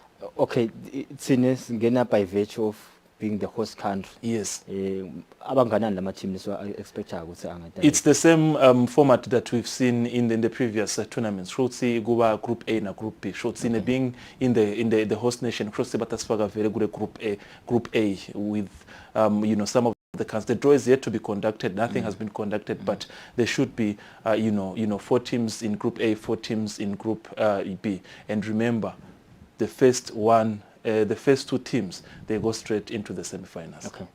Okay, ngiva kusikhona ne update ekhamba nayo Fabrice kuma Commonwealth sibhekile lokusinaso sibe represented kuma Commonwealth Games. Yes. Next year from 28 July to 8 August inyanga elwethu. Stabe si Birmingham. Birmingham in the United Kingdom. So the country will be hosting the 2022 Commonwealth Games. Now we've been given 4 associations. Now what Commonwealth Games does, or Olympics, remember we have office of the EOGA, Eswatini Olympic Commonwealth Games and Association. So obviously Bugema Olympics and Commonwealth Games. So what Commonwealth Games does, they look at the previous tournaments that were held in Gold Coast, Australia. They looked at associations that were represented. So Basinige 4 association, it's athletics, it's swimming, it's cycling, and it's boxing. Okay. Go athletics, sina 7 athletes that we were supposed to send. Go 7 send. If it's up to us, we can send maybe is a 3-man for Batan and number 4. So it's up to us. But go 7, there is something I want to highlight. Subsisoma Central Support is already qualified by virtue of the performance, let's say, on Olympic Games. Okay. So slots that are available 6 and athletics. So then you've got boxing 2 slots. Then you've got cycling 1 slot, and you've got swimming also 2 slots. So if everything goes according, we're supposed to send 12 athletes for the 2022 Commonwealth Games, Birmingham in England. Okay, now let's come back to football. I-royal part ibonakala iba nemandla Mansuri icalile season so far. I think we had this talk of record. I was talking to someone as Tegitolo, and if you watch the English Premier League, there's this term they like using to say your Liverpool, your City, they're just out of this class. Yeah. When you look at Leopard, I don't think anyone can catch them at this point in time. Highlander, maybe there's talk that they may be back, but you look at their fixtures and everything, Leopard are just too classy. If you look at what the things they do, they're playing Marandi Chiefs yesterday, 5-2. They concede, but that thing changes the pressure they have. The midfield is one of the best. Is it about them being good or the opposition, the weak? It's about them being good. I'll give you many reasons. The season started, this is the 3rd game. Bona, they've been active since August due to CAF competitions. We have Vumana coach Edwin Matsebora would say CAF has helped us. The momentum is going. He made changes yesterday to see some of the players he registered for CAF. So it's not about they faced the weakest link. Their opening game was against Swallows. Yeah. So they beat them 1-0. So it's not about that. And I was telling someone, Highlanders beat Rangers 5-0. They are playing Rangers on Wednesday. They ask for this game because they have CAF game on Saturday, on this weekend against the Algerian side. I was telling someone, no disrespect to Rangers, but I see them probably conceding 7 to 8 not. You know, Barry Steenkamp is back to his best. Junior Magagura is just something else. Yes, he got a red card. You look at Sfiso Mase, these guys are just something else. These guys, and the captain, you look at Muzor, having won the league 3 times from 2014, 15, 2013, 12, 13, 14, back then. And he's still now with the team as a captain. They're just in the class of their own. The second team that I might see them maybe close by to their performance, maybe at this point in time, within 3 games, current performance, it's between Highlander and Green Mamba. Otherwise, the rest, Buffaloes, they're still struggling. Yeah, what's going on with Buffaloes? Worst start, I think, in more than 5 or 7 years since I've watched them. You know, 3 games, no point. It's something you can't understand. I mean, I want to believe there is probably technical problems. I don't know, because they have never had a problem. Coach, Ace washira Dominic uyahamba ushira Sabelo Mnisi. They have never had a problem with now Hambide. Someone else takes over. They've never. So I think, and the squad is still the same. So I still need to be able maybe to just get a chance and talk to him. What's going on with the team? Maybe is it being not out of the country to play for CAF competition that they are being affected? They have got, remember, Kosafa, we won a bronze medal, Sitlang. The starting lineup had probably 5 to 6 players from Young Buffaloes. Yeah. So how do you then explain that they have started the season, 3 games, no point? It's quite different. It's solid minutes to score a goal. Yeah, they played a Vovo 2-2, but they're yet to get 3 points. So it's a growth. One team, the teams that I'm happy, when you talk about maybe growth and improvement, teams that I'm happy about, Manzini Wanderers. Manzini Wanderers, first game they lose, second game they draw, third game they won. Yeah. And they won convincingly against Tambote 3-1. Then Besusuyamu Vanyanga could see he's happy with the management. Nyalo, you want this, you want to improve young players. You want to improve youngsters. Now they're improving. So that's what you want to see in a team. But to tell you the truth, Leopard, they are just returning the league. There is no doubt about that. Mandla Palmer is back. Mandla Palmer is back, and he made headlines over the weekend. Now Buganshe against Tambuti was just something. It's the experience that works. It was the experience that works. We know him. We know his time during Babane Swallows. So even Coach Nyanga was happy to say, I'm happy that I registered him maybe on the last day. But then you have to yourself, it's one game. You can't really... You are happy that he performed, but let's see him in the next 3 to 4 games. When you play against maybe Leopard, where you face some of the best strikers in the league. There's this young boy with Highlanders. I think he made headlines for all the wrong reasons. Rio Matsenjwa made his first start this season over the weekend. Matsenjwa, confidence-wise, he's back. I will tell you this. I was talking to other journalists who were watching the game to say, I understand he's back, and we've seen that on social media. He's trending. But I have a problem, Okawan. If you are to break into the first lineup maybe of the national team, look at the people that you're playing the same position in the midfield. Yeah. You know, your Bobo, Sfi, Sobo, Trinamago, off Ray Leopard, and look at where you are today. So you need to be consistent. I want what you did for Rangers over the weekend when you defeated them 5-0 to do it against Young Buffaloes. I mean, Young Buffaloes, they beat them first game. To do it against Ray Leopards, do it against Manzini Sundowns, do it against Meeting Hospitals. Be consistent. Ungangniki performance because we're facing a team that just came into the Premier League. Then the next day the performance is done. It's all about consistent. But he had confidence over the weekend. He's back, and I think to many they are saying if he can sort out his issues outside football, he's one of the best upcoming midfielders we have in the country. Pokosing Fabrice ngibajana ekhaya msonera sibisibuka ke indzaba temidlalo lebetendeka la ekhaya eSwatini ke kuyo lempela sendulweni siphuma ke sibuke nakulamanye emave emhlaba ikakhulukazi lapha even lemangisi la mcipheshi Manchester United olegana sokushaba mkhombeke bamthela umena mlandzela sashawe iWatford ngClaudio Ranieri nga 4-1. I thought bebata stage a comeback after bashawe Watford. Manchester, it's Liverpool 5-0. Bashawe Liverpool. That stage comeback, but consider semangaka. Because here's the thing, you lose against Liverpool 5-0, yeah. You lose against Manchester City 2-0, you lose against Watford 4-1. Well, In there was a 3 games, break. you conceded almost 11 goals. Yes, there was a break in between. Basha Tottenham. That's good. 3-0. Okay. But here's the thing, Makabana. Here's the thing maybe where people are rushing. Mostly Manchester United fans by emotionally kakhulu. Ngeke umxosha umuntu kudlale 11 games. Do you understand? You've noted from the second or third game ukuthi kunethinking ngalo coach. It's in plan the moment umxosha because nyalo nawubuka the coaches that are available for the position. There is no one will give them what they want.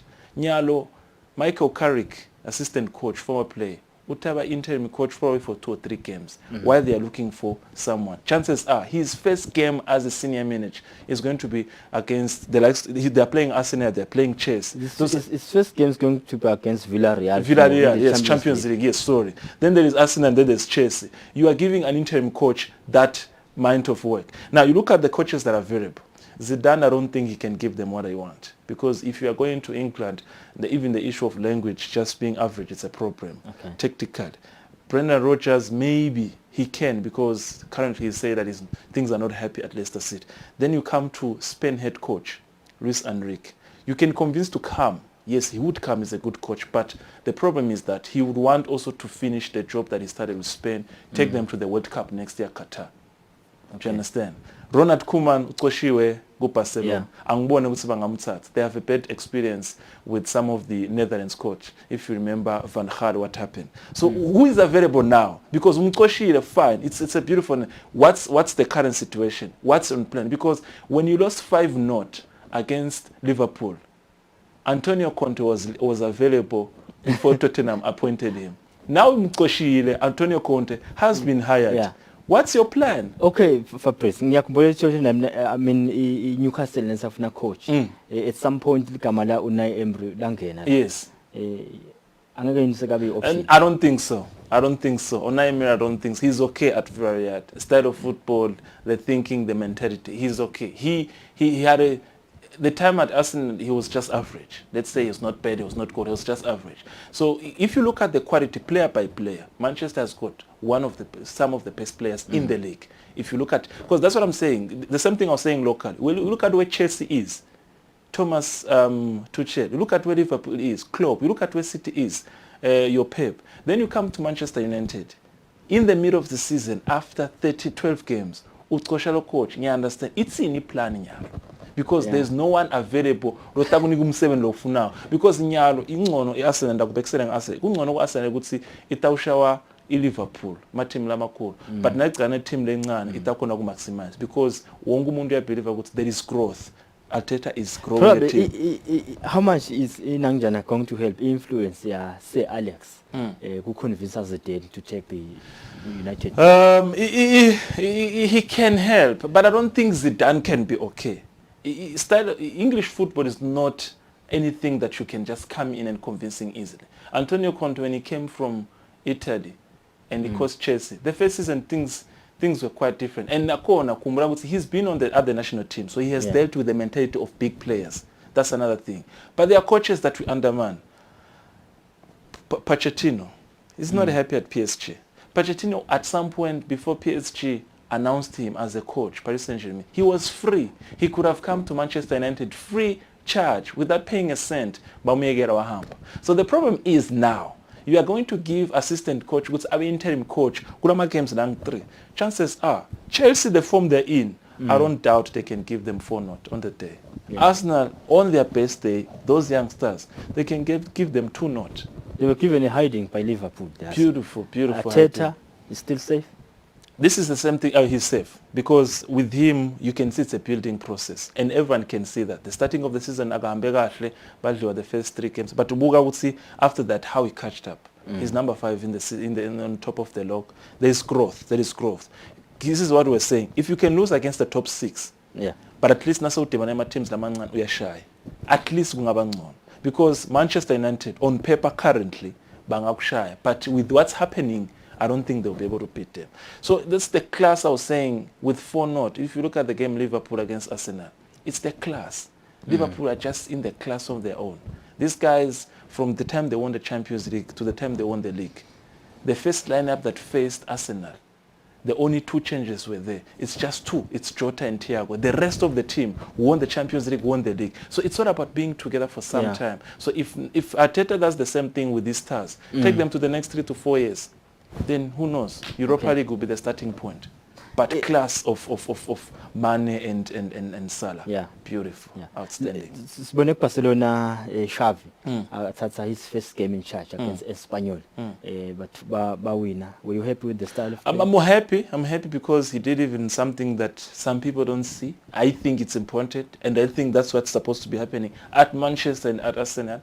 He went and signed his former colleague Dani Alves at the age of 38, and people don't see that. I'll give you an example. Ibrahimovic is now even the top scorer in Italy. He scored 3 goals over the weekend.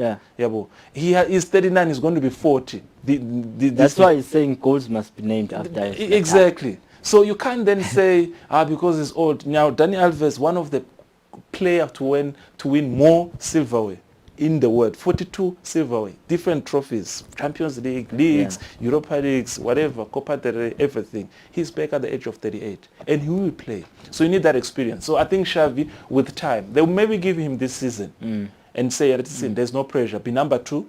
The priority obviously is the league, but if you're number 2, it's not bad. And give us maybe a trophy like Copa del Rey or something. But next season, we want everything. We want the Champions League, we want the league, we want everything. But he can't change anything. The transfer window is not open until January. So you have to also accommodate to say you can't put pressure on him. Same thing that applies with the likes of Conte and Eddie Howe at Newcastle. So I'm happy with what Xavi is doing at Barcelona. Liqembu leBarcelona ke liyadlala ke futhi lidlala iChampions League njengoba kubhekise kungena imidlalo yeChampions League elangeni lakusasa. We after the international break. Ema teams amaningi akavami ukudlala kahle. We saw Bayern Munich shy Augsburg 2-1. I think shocking results of the weekend, Bayern. But then in the Champions League they are doing well. Do you believe ukuthi Xavi angayifaka iBarcelona kula 16 Champions League? Angayifaka because kulula ukuthi if we've played together at some point, kulabanye bocoach kubalukhuni. If we've played together, you don't need to convince me much if now you're the coach. He's played with Piqué, he's played with Jordi Alba, he's played with Busquets. These are some of the senior players and Dani Alves. So it's not about just pushing, it's being the leader. That's the same thing maybe to many, all Ole Gunnar Solskjaer was supposed to do with Ronaldo, saying, you know what, you are my image on the field of play.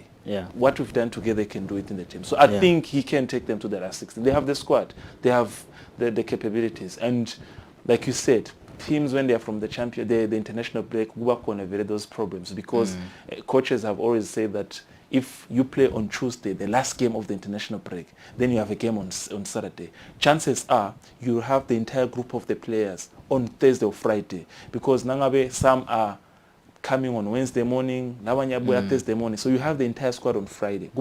Just to cheer them back. So Xavi can take them to the last 16. He's probably even the quarterfinals. Okay. Go English Premiership njengile kuyokafishana sesivala. Sesingashweni ukuthi le race nyalo is between 3 teams. It's 3 teams. It's Chelsea, it's Liverpool and City. And I respect City because they still don't have a striker they wanted, but they're in the competition. It says a lot about them. Gundogan can come and hurt you. Kevin De Bruyne can come and hurt you. Sterling can hurt you. Jesus can hurt you. Foden can hurt you. But if you look at the front of Chelsea is winning without Lukaku. They beat Leicester City 3-0 without Lukaku. Lukaku when he's back, it's another story.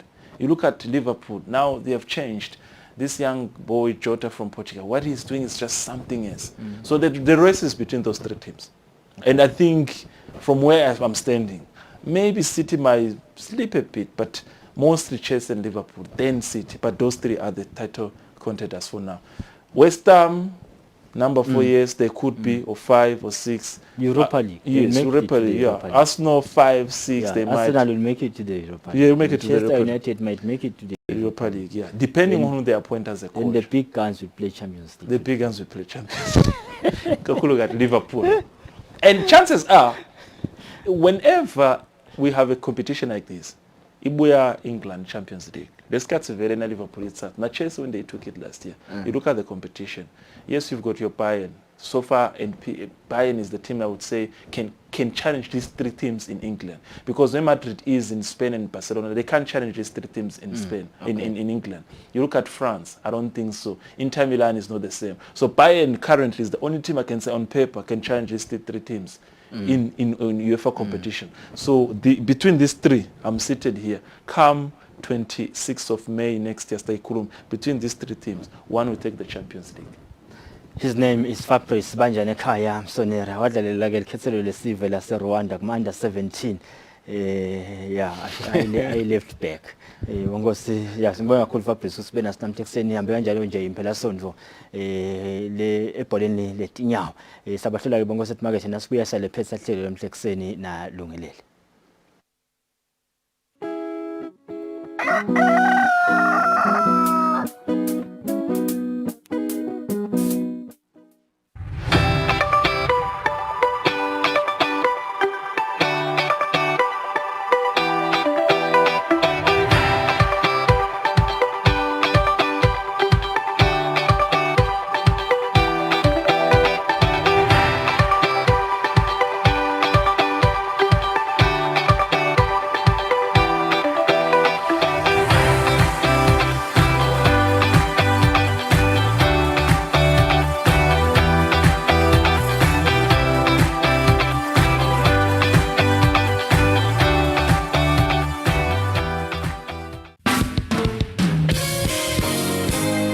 Hlelweni lethi lithini libandla siyambonga uNkulunkulu uhlelo liphindze libuyele emoyeni. Basically ngingathi nje empeleni yabona uNkulunkulu nakadala umhlaba including bantu letikhathi leti kethenjisiwe mawufunda incwadi yaJohn chapter 16 verse number 33. The way the gospel has been portrayed nayilethwa la kubantu yabo yende ukuthi abantu babe offended. Sikholwe futhi ukuthi sidaphinde siba nabo evikini lelitako sikhulumisa yona lendzaba lesikhuluma ngayo emsakatweni wakho Eswatini TV sibuko semaswati. Alichesuke kama lakho likhulu Chesuke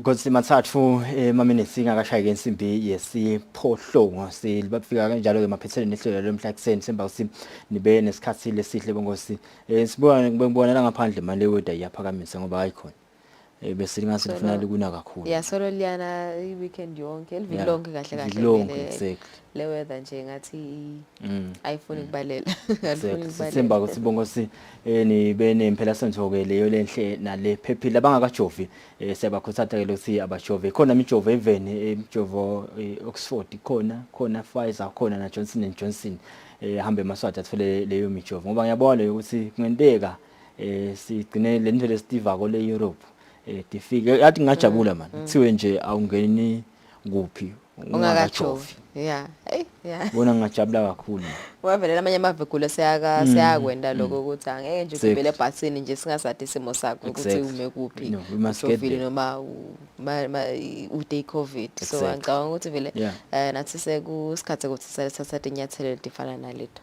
Bongosi ngo 2 minutes before 8 sibamba kanjani ke hlelo lalomhla senhlelo ungalithola ke na ku YouTube ukhonele ukuthi ulibukele nangabe uphuthele ukulibukela namhla ekseni. Bongosi imini yenu ayibe ngileyo lenhle nalephephile ngeke kuvuma kulomsala wethu insuku sitabonana ke hlelweni elangeni la kusasa kwalomuhla nisale kahle bongosi.